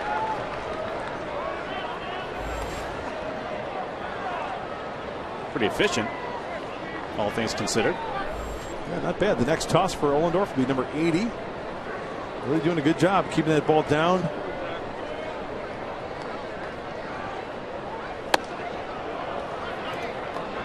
And there is ball 4. Introducing Social Media Tuesday, a great way to look forward to that day of the week. Fox Sports San Diego wants you to log on and share your thoughts during each of the Padres games. Get the conversation started on Facebook and Twitter. Plus, your questions might be answered on the air. So we might be talking about that. Like, follow, and log on Tuesday during the game right here on Fox Sports San Diego.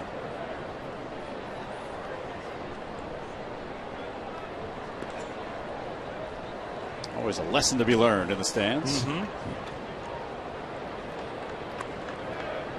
wanted to mention too, I walked into the ballpark today and had the pleasure to speak for a few moments to the event staff here. Youngsters working here for the summer that set up the breakfast at the park. Yeah, how'd that go? It was fantastic. They do a great job, don't they? Very attentive group, and some good questions. So we certainly appreciated all their hard work that goes largely unnoticed.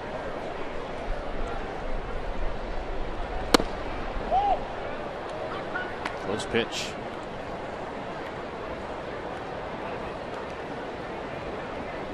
Tyler Colvin in the on-deck circle. Whatever it takes. Into center. Amarisa started back. Now will race in. He's there. 1 away.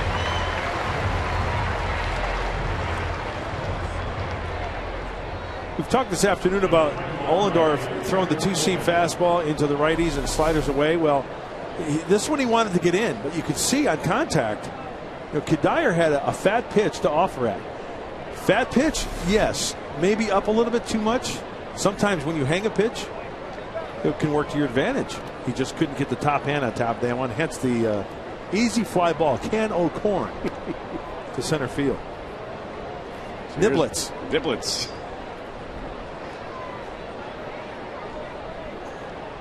Ollendorf to work to Tyler Colvin. Yeah, they thought something was on. No play. Gonzalez back to the bag.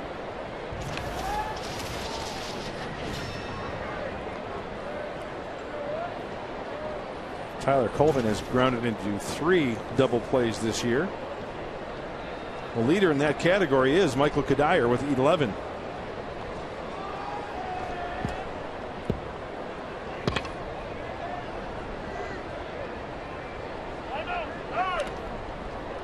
No play. Time was called at home plate.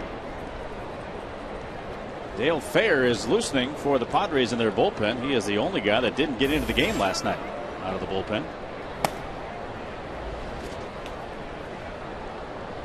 That is as the roster was constructed last night. Blake Vincent, of course, was part of things yesterday and has been sent to Tucson today. Eric Stoltz back. It'll be a tough turn. Cabrera, nice flip. That's all they'll get. Too slowly hit to think about two. But they get the lead man in the second out. Perfectly put, Andy. Good pitch by Ohlendorf. Sure, you would like to. And sometimes the great play or the good play is the play you don't make. Forsythe. I'm going to hang on to that one. Do a little two-step. A little do-si-do. Pirouette. Nice. What in the Mikhail Baryshnikov is going on out there?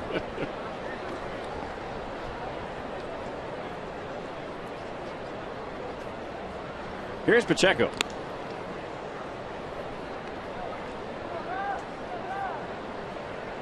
For 2 today, but has done a bunch of damage in this series. 4 RBI day yesterday. Lead at first by Colvin. Good shot, looking straight up the diamond there. And a good pitch by Ohlendorf. Goes to the changeup to get ahead.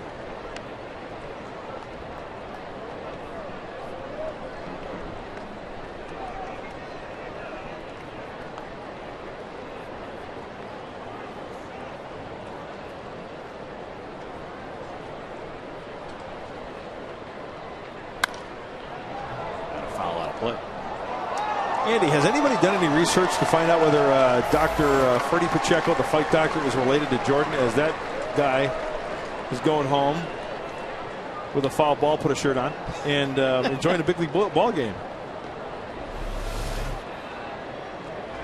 Hey, good foul ball territory right up there in the Toyota Terrace. One-handed grab.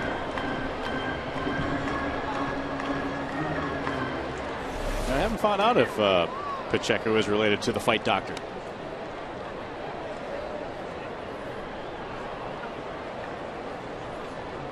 It's a pretty uncommon name, isn't it?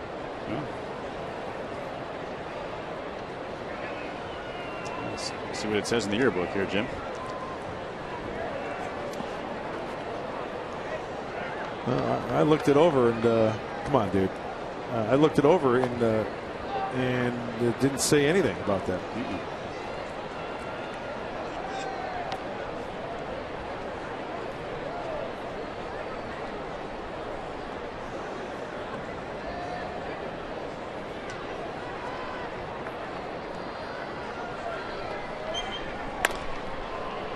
Two-third. Headley will go the short way and get the force at second. And the inning has come to an end. We are still tied. Heading now to the bottom of inning number 6.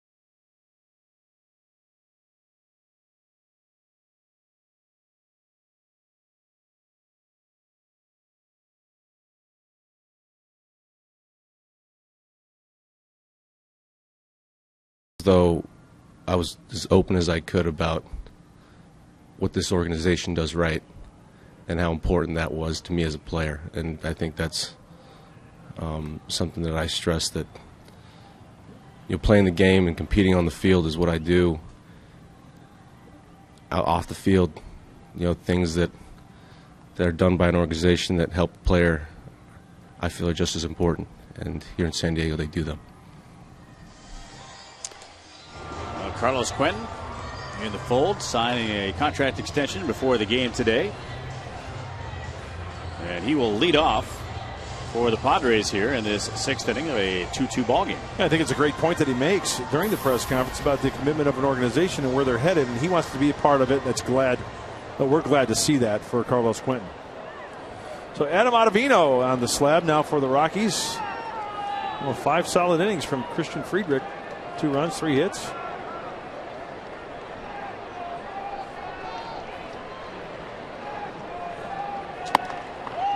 And Quentin 0 for 2 in the game. Cotton candy at the ballpark.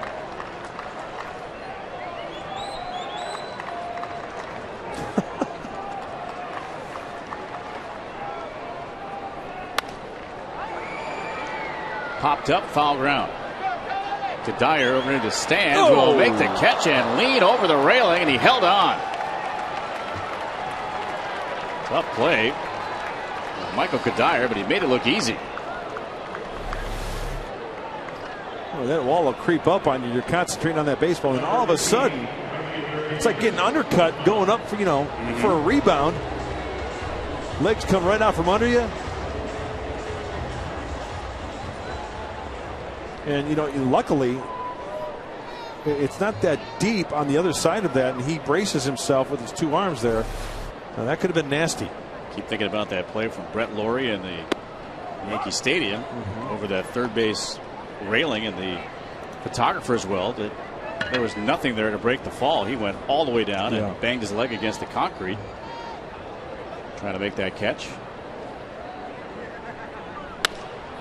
We saw Matt Gamble earlier this year with the Brewers blow out his ACL down there. Yeah, that was before he hit the wall, because he kind of planted. Yeah. His foot stayed put and his knee went one direction, and that was it. But you're right, he was anticipating going into that wall. There's Guzman down in the count, 0-2. Back to the screen. A good outing from Friedrich. But both of his wild pitches wound up costing him dearly.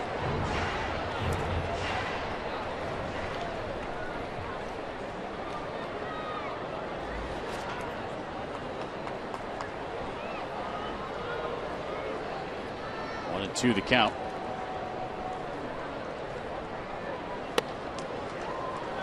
Now it's even. Well, we saw Ottavino in the 6th inning last night, inning and a third, 1 hit. He walked 1 Padre. And if you need a refresher course, Ottavino throws a fastball, slider, change, and a curve. Mid-90s on that fastball, always working from the stretch. Good slider. First strikeout for Ottavino. Time for another game break here. We'll let you know what happened around Major League Baseball, Cincinnati and the Brewers.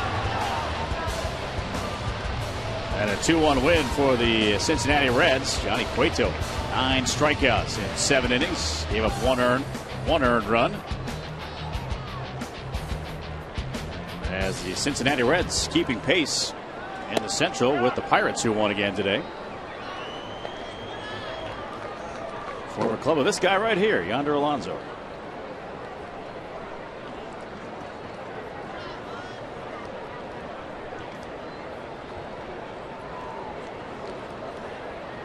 Andy, always loved the great races.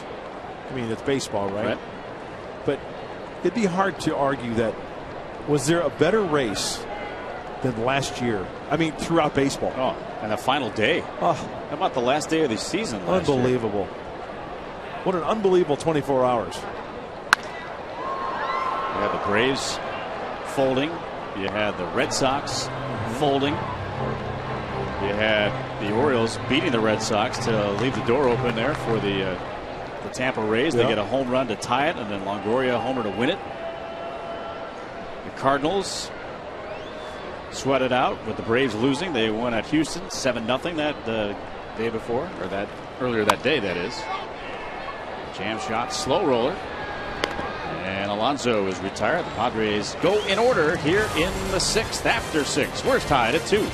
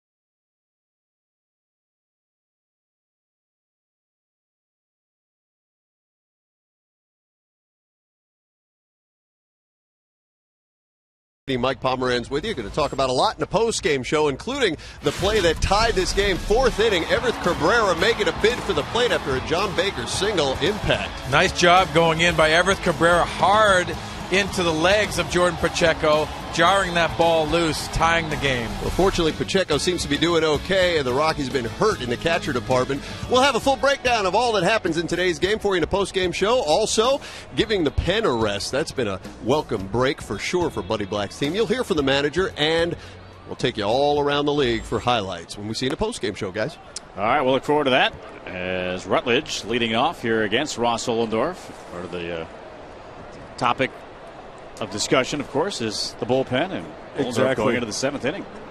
Well, Mike Pomeranz hit it right on the head. This is just what the doctor ordered for Ross Ollendorf. We mentioned in the pregame show, if Ollendorf could go with 6 innings and possibly 7.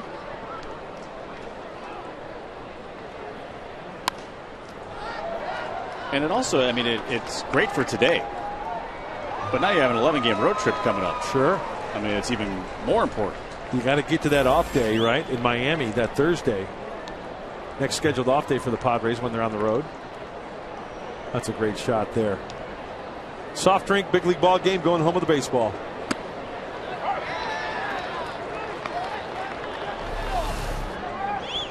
Well, this is the last pitch. It's up a little bit. I mean, yeah, you could get hurt out there, but the one thing that's consistent, that was a changeup grip. You can see the changeup, and it's a key staying on top of that ball, as Ollendorf did. Right to Logan Forsythe. And that's out number 1. He's been very consistent, and when we look at that pitch box, you can see the very consistent delivery from Ollendorf on all of his pitches. You know, hey, he's gotten away with some pitches today as well, but that's going to happen. I think, Andy, that's one of those baseball questions that you really can't answer. You know, like why, you know, you throw a pitch right down the middle and the guy either takes it, pops it up. There's a base hit off the bat of LeMahieu on the first pitch. I guess it's that old theory about if it's going your way or if it's not going your way. Hang one and get the pop up to the infield, as opposed to the pop up to the spectators in the left field bleachers. So Ottavino will bat for himself.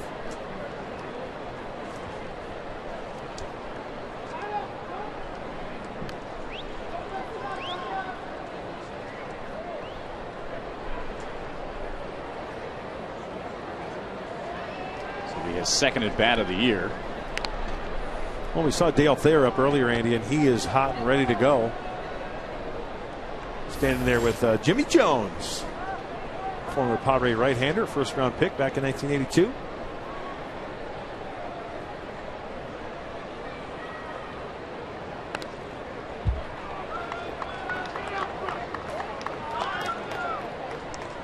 Nothing in one on Ottavino.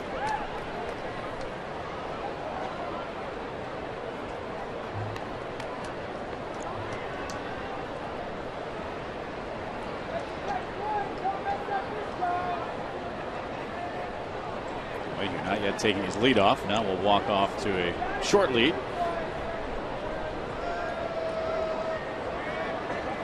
And Ottavino shows bunt. Lays it down. Ollendorf will field. And a successful sacrifice. So 1 out and a runner now at second base. Sunday, August 5th. Join the Padres for U.S. Coast Guard Appreciation Day, presented by USAA. Come early for a special pregame ceremony before the Padres take on the Mets at 1:05. Following the game, kids 14 and younger invited down to play catch on the field. Get your tickets now, and you can do it at Padres.com. We're going to get what you like to call a double switch coming up here as Buddy Black will visit with the home plate umpire, Brian Gorman. I expect a good round of applause for the Dorfman. Ross Ollendorf today. The legacy from Harrisburg did a great job giving them 6+ innings. Exactly what the Padres needed. As Buddy Black makes his way to the pitcher's mound. Will Venable will come into the ball game. He's in right field. And Dale Thayer will enter from center field to the bullpen.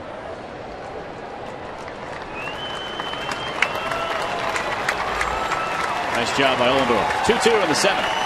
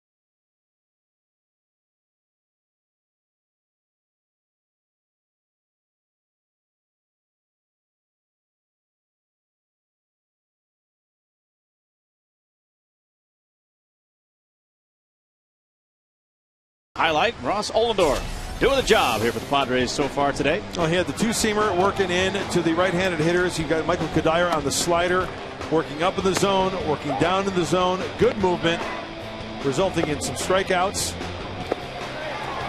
And he did everything that Bud Black was hoping. 6 strikeouts this afternoon. And just a great effort all the way around in this heat on the field also during this Sunday game. So 6 2/3. Not a bad outing at all.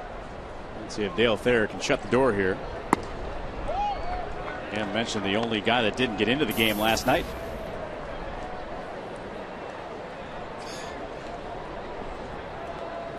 Dale Thayer last pitched on Friday, first game of the series. It was in the 7th inning. He struck out 1 Rocky. Forsythe will throw out Eric Young Jr. And this inning has come to an end. So Dale Thayer does his job. Gets in there and retires Eric Young and keeps this a tie ball game in the middle of the 7th inning. And at Petco Park. We enjoy the baseball. We enjoy a little seventh inning stretch. But beforehand, we listened into a rendition of God Bless America. It was a great rendition earlier today by the 40th Infantry Division Band of the Trombone Quartet, the California Army National Guard, on the national anthem. They will repeat their performance in God Bless America down on the field here at Petco Park. And let us listen in.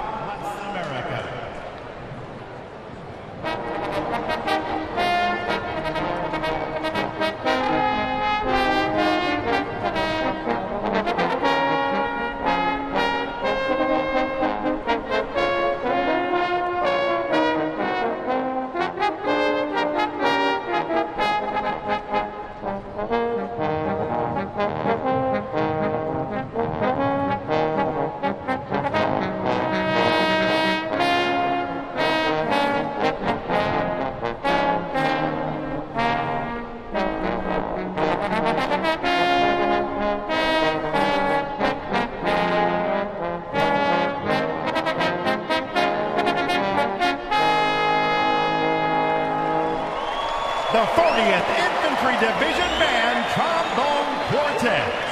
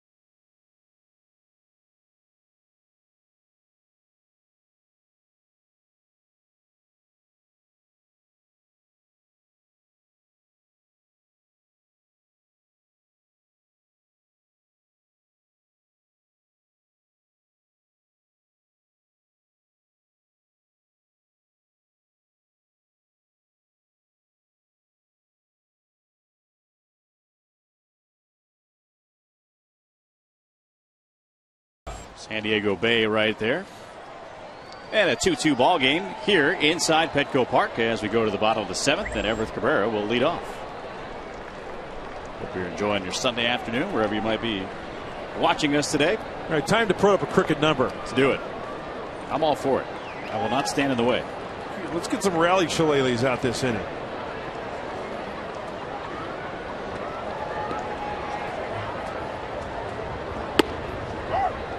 Strike taken. Padres offense has certainly come to life, especially the last 8 games where the Padres have scored 7 or more runs 5 different times, including 8 or more in 3 of the last 5 games. But we're tied at 2 right now here in the 7th.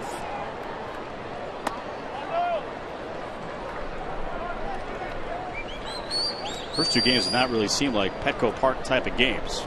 A lot of offense, a lot of hits. Today feels more like a Petco game. It does. You're right. A lot of good defense, good pitching. Hey, I love a good old. Hey, I'm all for it too. Pitcher's duel. Why not?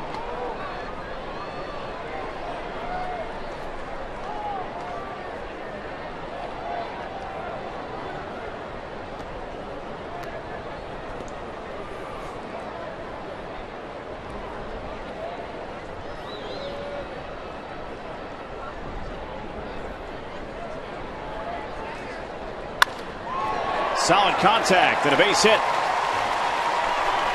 Big turn by Cabrera, but he'll put the brakes on. So the go-ahead run is on base.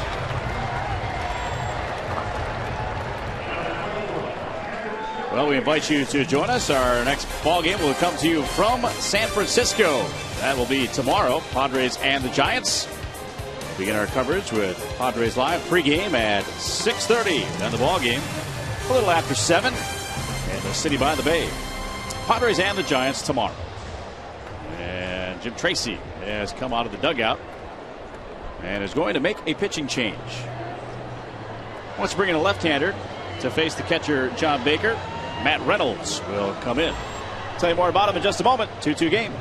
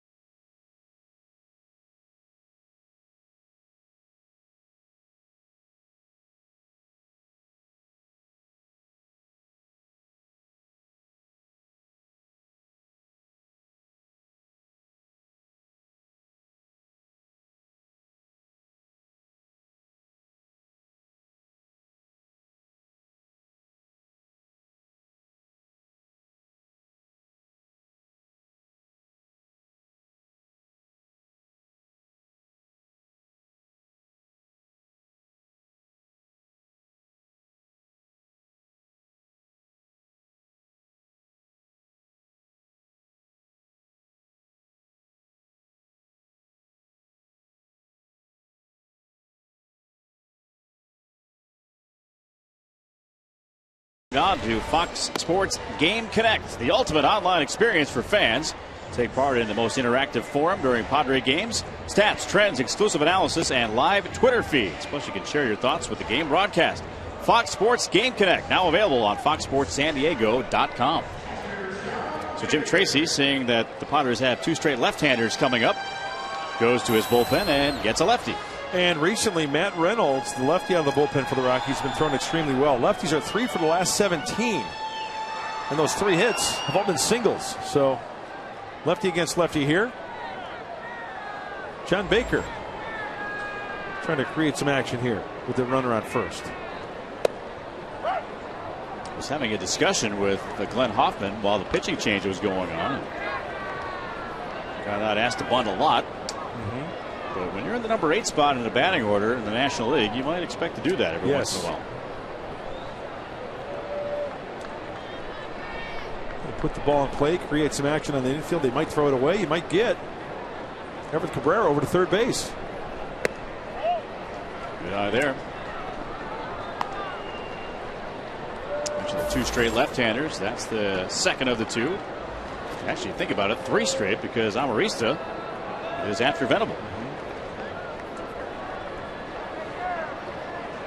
Cabrera, the runner at first base. Baker again showing bunt. Chopped it off a home plate. Reynolds with a nice play and a little lob throw over to first base. Job done, and done well by John Baker. And he gets Cabrera to second base. Just get in fair territory because as a runner at first base, Cabrera knows when he sees that ball off the bat hit the ground, he is off and running. Well, Matt Reynolds working under that throw to first base. A little changeup, it looked like. Like a shot put almost. Yeah.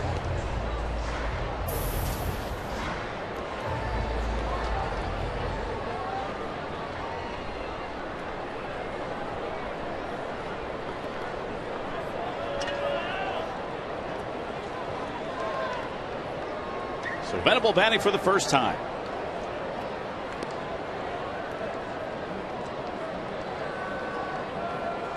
Came in as a defensive replacement last night, and what a defensive replacement he was.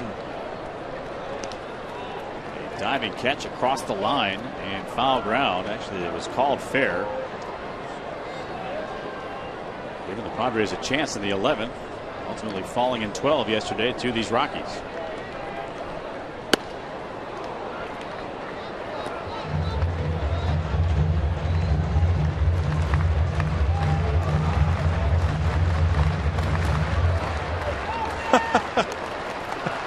rally goggles. Yeah.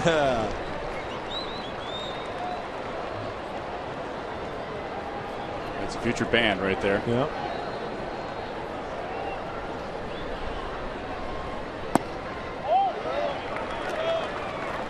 Looks like the plan is to work him away, huh?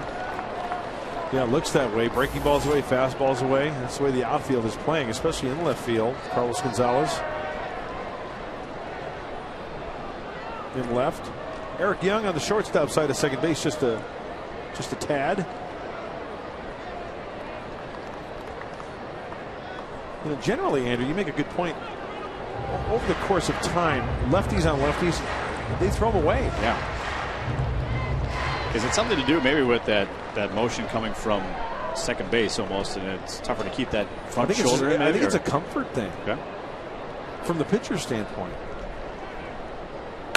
And that's going to get down for a base hit. Here comes Cabrera, rounding third, on his way to the plate. He's going to score. And Venable will take second. Padres have taken the lead at 3-2.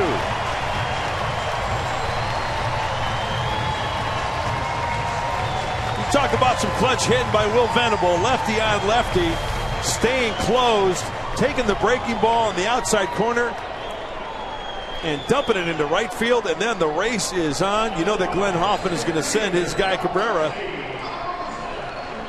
Wave him home. And the Padres take the lead. Way to swing that hot shillelagh, Will Venable. Venable now a .318 hitter with runners in scoring position for the Padres this season.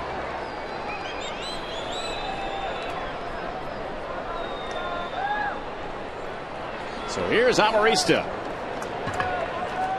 Venable wisely taking second on that throw home, and a smash foul. No, Will Venable swinging the hot shillelagh. How about Amarista hopefully swinging the hot katana? The ninja sword. For the little ninja. Yeah.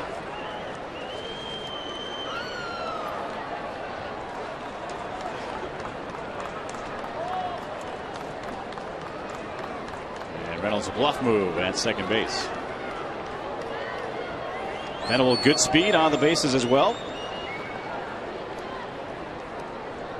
Amarista with a double to lead the game off. Took third on a wild pitch and then scored on a sac fly by Chase Headley.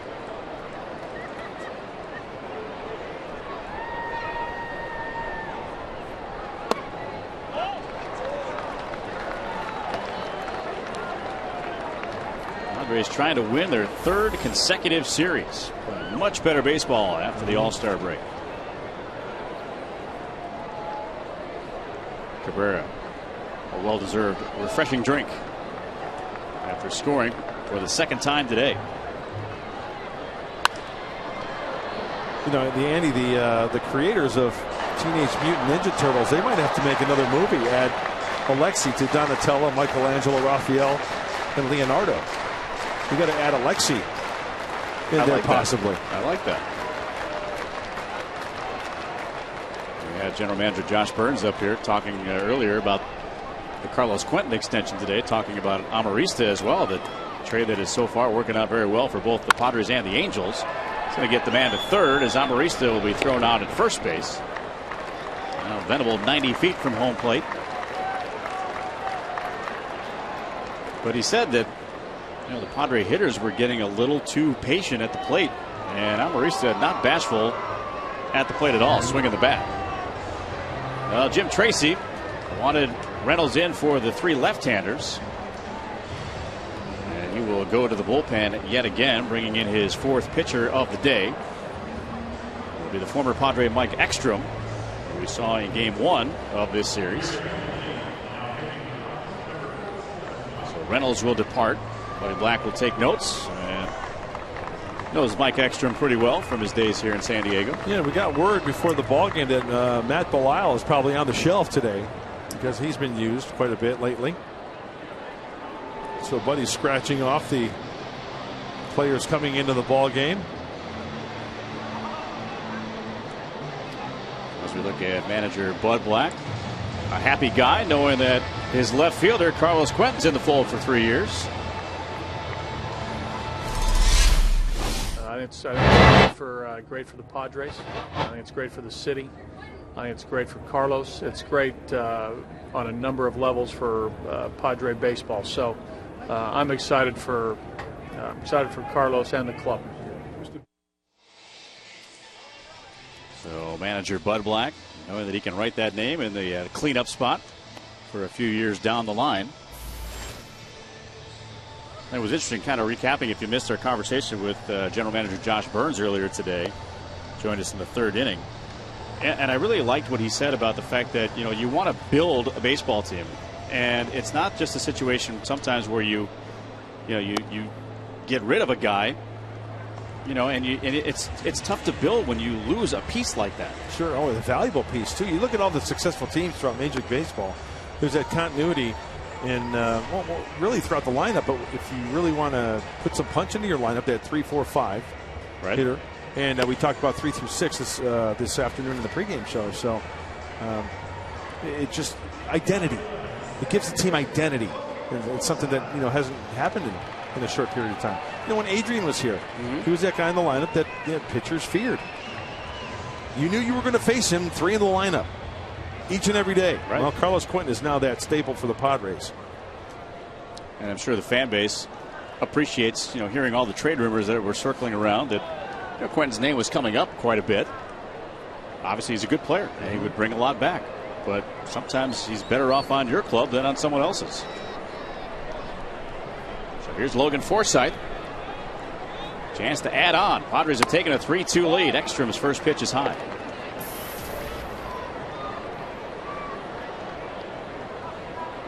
But it's interesting, you talk about trade deadline and trying to stockpile. We've talked about getting arms, and you can never have too many of those. But at the same time, if you're trying to build something, you need to have something to build around. And if you get rid of Carlos Quentin, it's like, okay, well, we're starting over there as well. Right. Good point.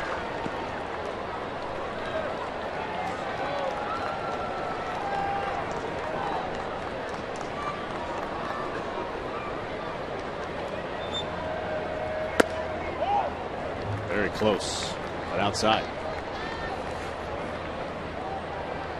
Forsythe has had one official at bat today. Grounded out. He has walked twice.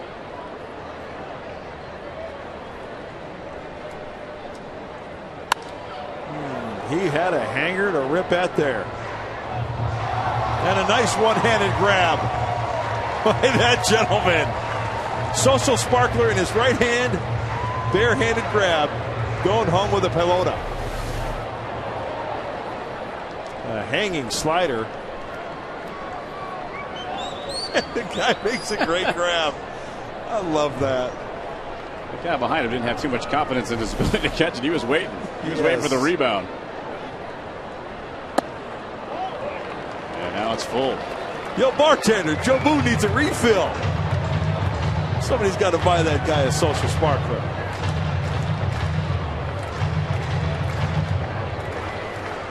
That's great. Love to see the fans make the great catches. Absolutely. As Forsythe stays alive. It's worth another look.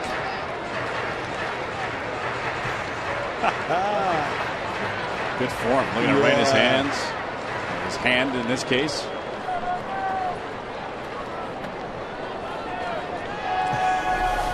Just holding it there for the world to see. Yeah.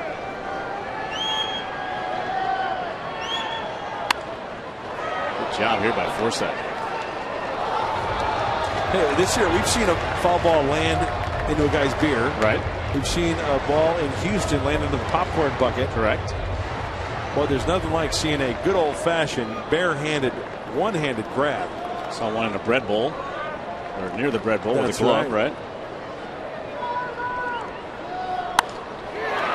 Fights one off in his center. Young charging and coming on to make the catch. But the Padres add a run and take the lead. Will Venable comes through that single to right field. 3-2 Padres after 7.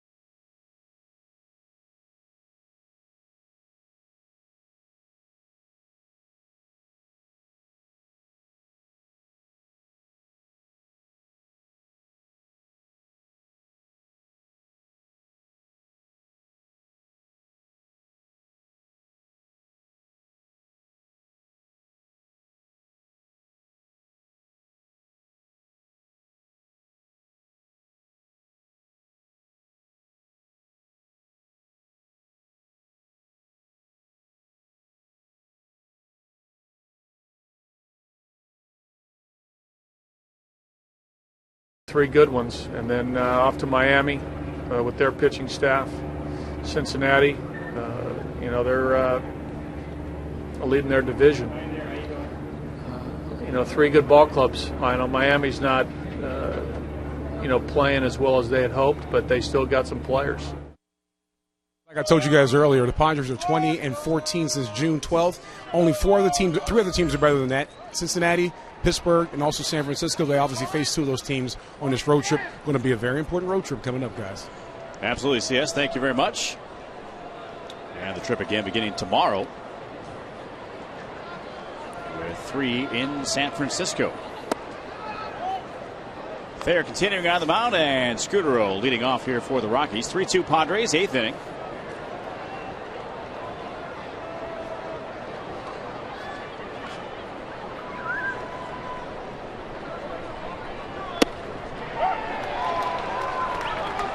And a good strike.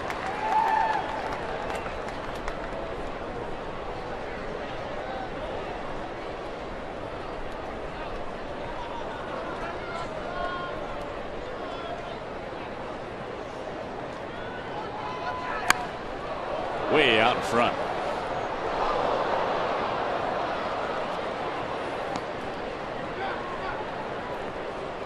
And a missed opportunity for those two youngsters.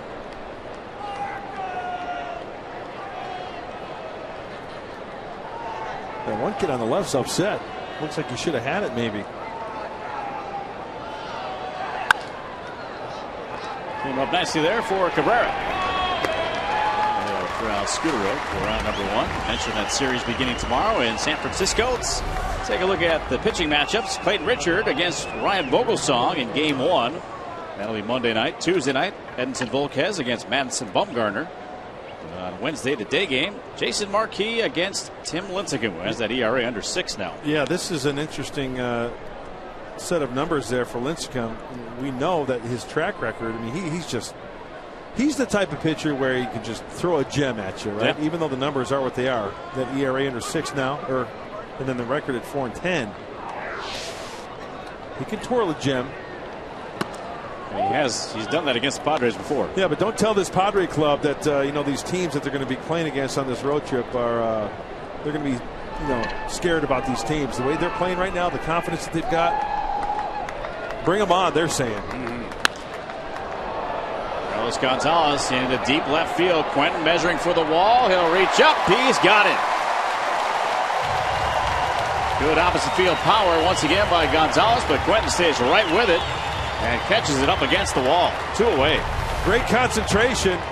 Warning track and then drifting towards the line, and at the last second kind of leaping a little bit. And you know what? I'm glad nobody is nobody leaning over that wall to interfere.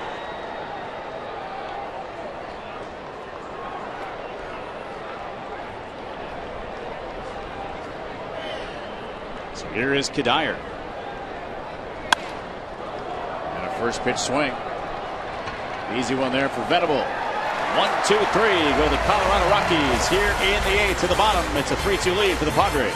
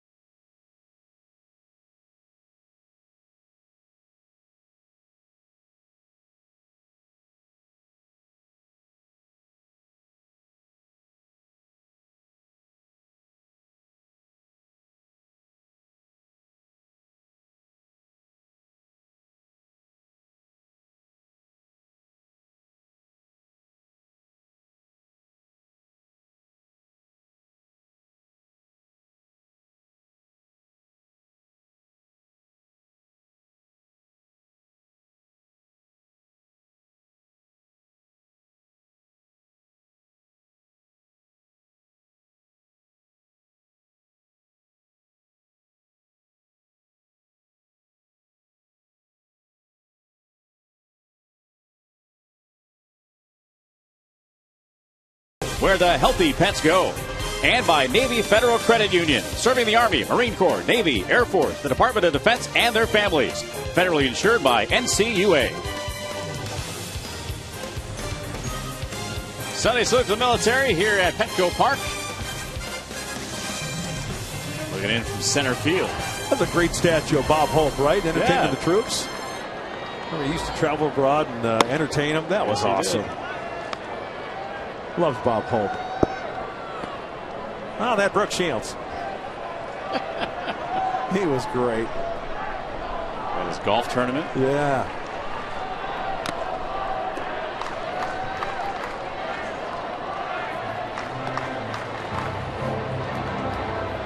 Yeah, how about a nice quick inning. 9-pitch effort for Dale Thayer in the 8th. Getting the Padres back in the dugout to try to add on to that 3 spot in the run column. And Headley has a base hit to right field. That's his first hit today. And the lead man on for Carlos Quentin. We can check out the Fox Sports San Diego girls, Natalie and Brittany. Update your status and follow them online as they keep you posted on what's happening in San Diego sports. It's easy. Like them on Facebook and follow them on Twitter. How you doing? Your All Access Pass is just a click away.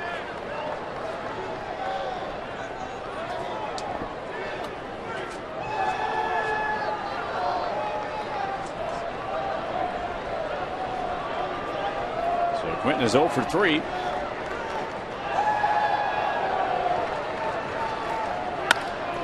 Smokes that one back up the middle. It was deflected by Ekstrom. A little flip to second base is going to be in time. Headley saying he didn't have the bag.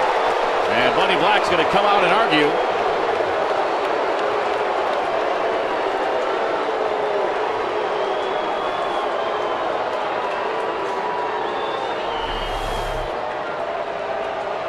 You know, I thought the feed off the glove of Scudero was up there.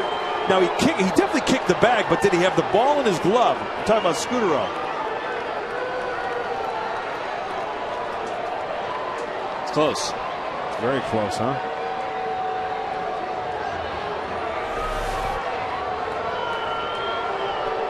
For Rutledge, rather. Scudero flipped it to Rutledge. And once again, that happened so quickly. Now, is the ball in his glove when his foot...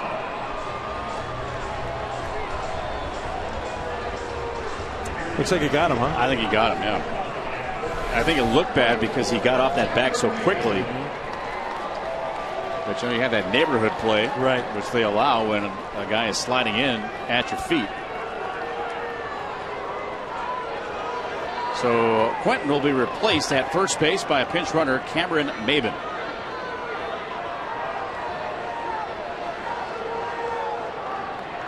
Maben has scored big runs the last 2 games as a pinch runner. You know, put yourself in Rutledge's spot.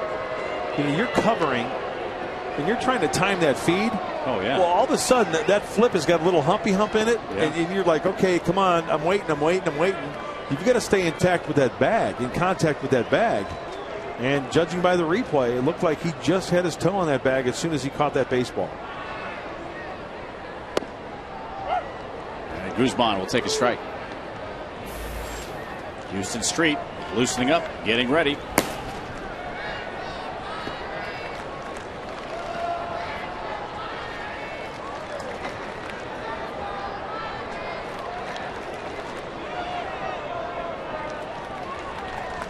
Guzman looking for his first hit today. 0 for 3.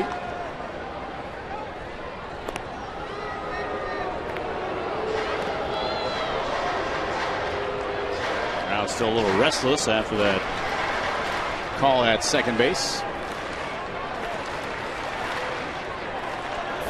And Marcotte, who thought he had a game winner yesterday, will be on deck.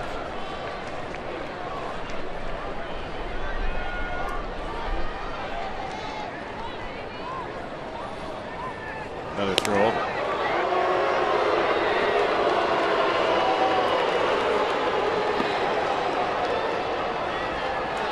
And a whole bunch of Everett Cabrera today.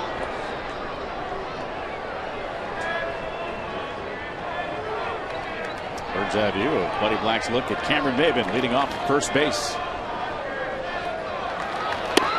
There he goes. Not in time. One bounce to the shortstop side of the bag, and a stolen base for Cameron Maben.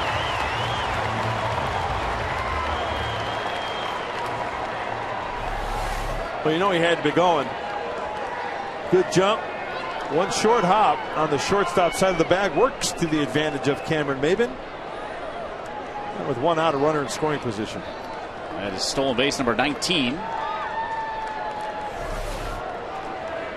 Now a good add-on run is in scoring position here for Guzman.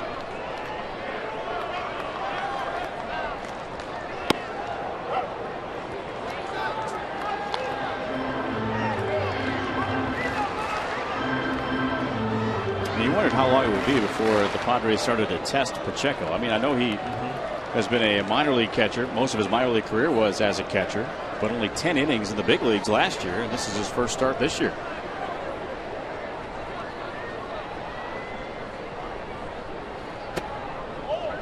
Even 2-2.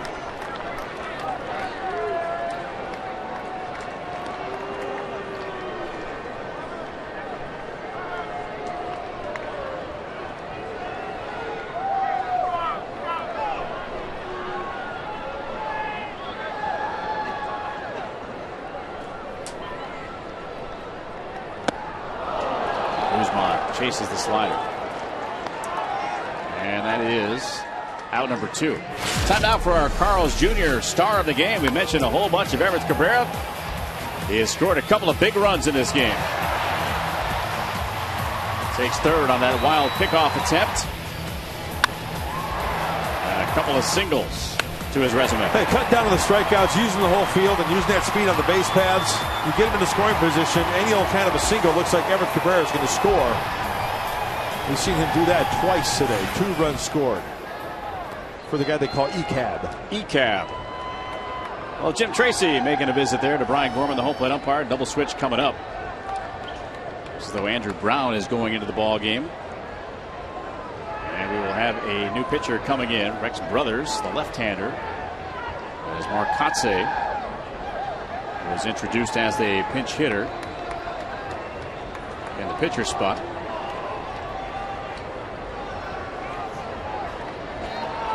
Brown is going, looks into right.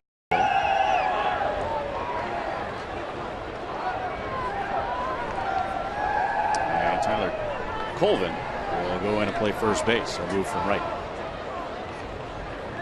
So Rex Brothers is the new pitcher, the left-hander out of Jim Tracy's bullpen. We saw Rex Brothers last night, 2/3 of an inning. He struck out those 2 hitters he faced.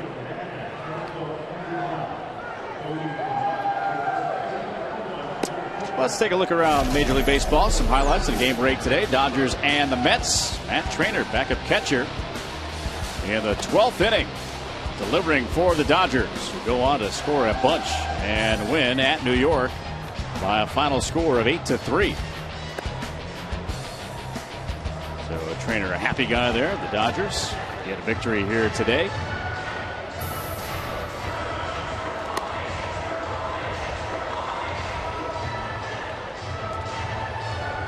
Talked about Rex Brothers, a nasty left-hander out of the bullpen for Jim Tracy and the Rockies. Throws hard.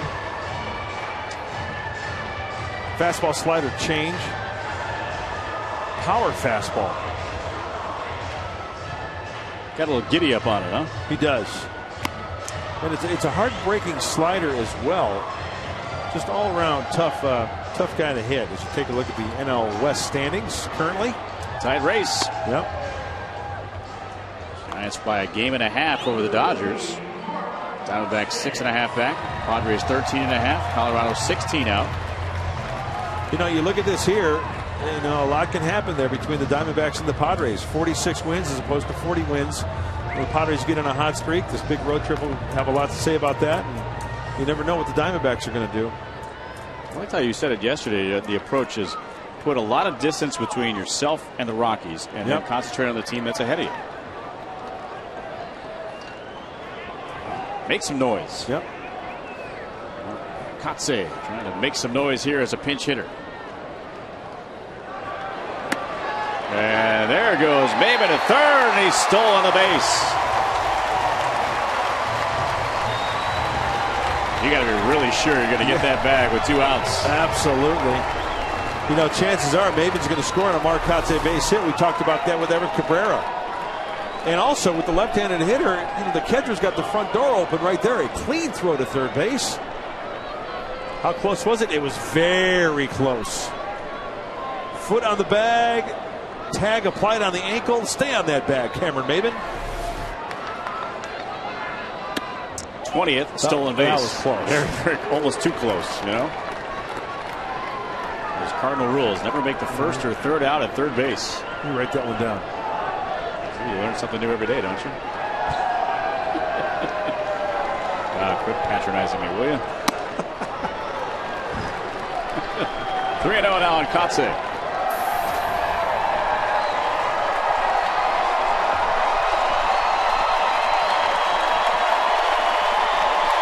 Rex Brothers was just walking around the mound, right, looking towards center field, but he did do a little flash look to Maben at third base.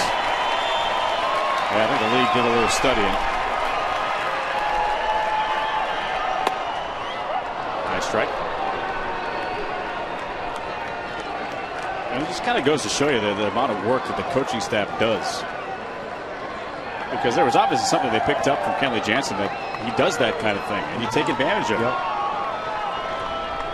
Of course, that was a stolen base just after the All-Star break, where Cabrera stole home. From 3-0 to 3-2.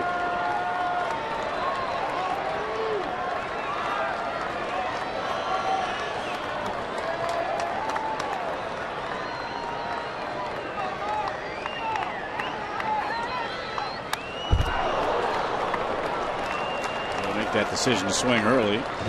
So they got a piece of it to stay alive. Trying to keep it going for Everett Cabrera.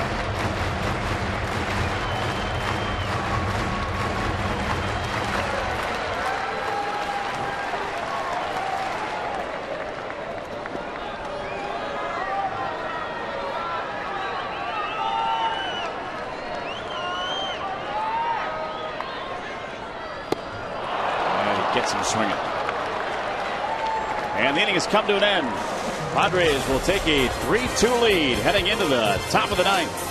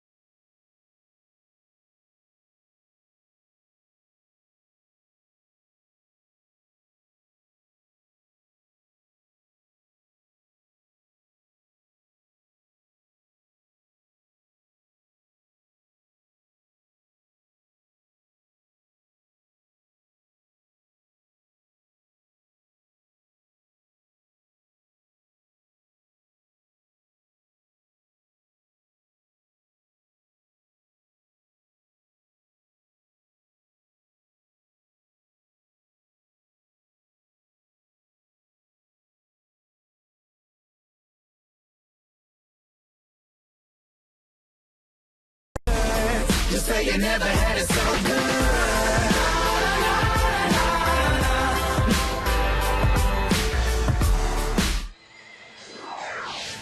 3-2, Padres lead as we head to the top of inning number 9.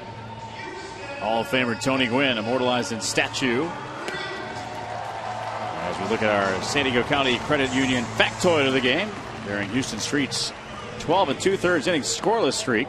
He's allowed just 2 hits, struck out 19 batters, and held opponents to an 0.51 batting average. Houston Street was kind enough to join us at a pregame interview a couple of days ago, and prior to the interview we talked about numbers, and I was in the middle of talking about some certain streak from the 80. He cut me off. He goes, I don't want to talk about it. Yeah.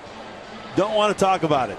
I just want to think about each and every pitch that I throw, try to make a good quality pitch. And when you do that, folks, you put up numbers like Houston Street has. Cameron Maben will now be patrolling center field after pinch running and stealing 2 bases. Alexi Amarista will move over to left. So Tyler Colvin will be the first man that Street will face here in this 9th inning.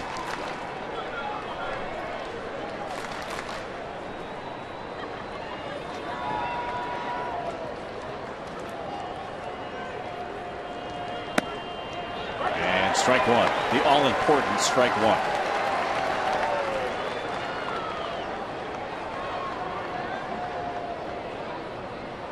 So former Rocky trying to defeat and save the game for his current club, San Diego Padres. Late decision to swing there, and it's 0-2.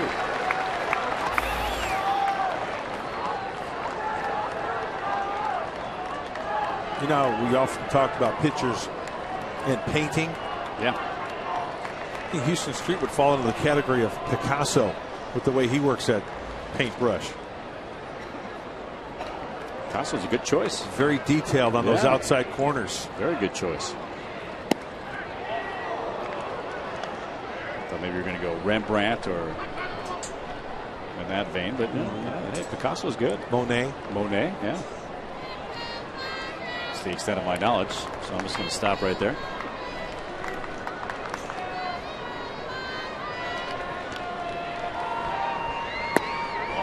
Very close. Street thought he had him struck out. Little backdoor slider, not catching the outside part of the plate, just off a little bit. Nice frame job by John Baker trying to help out his pitcher.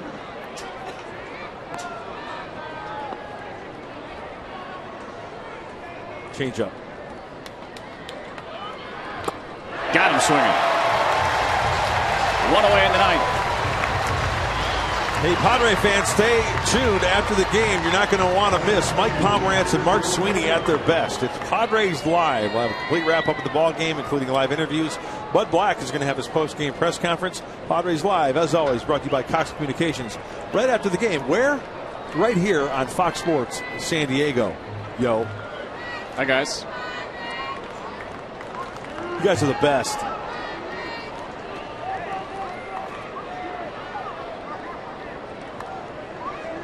Here's Pacheco.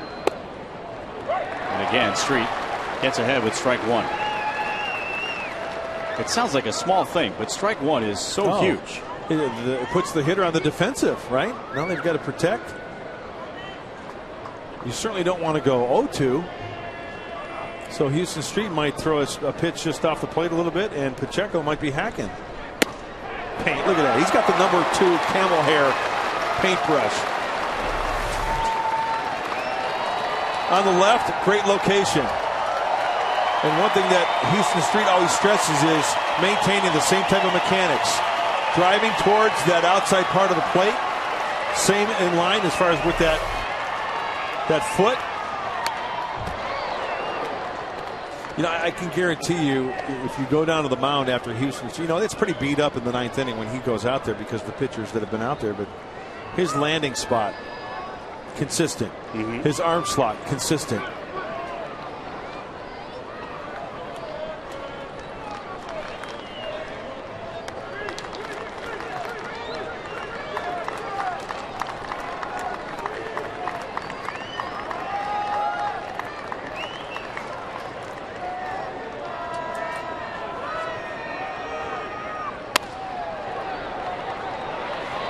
Guzman on the feed to Houston Street.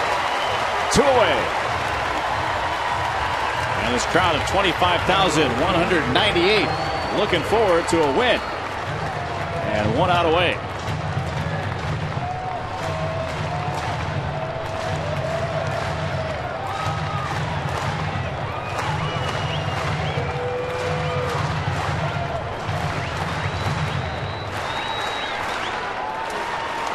Josh Rutledge, the batter, here against Street.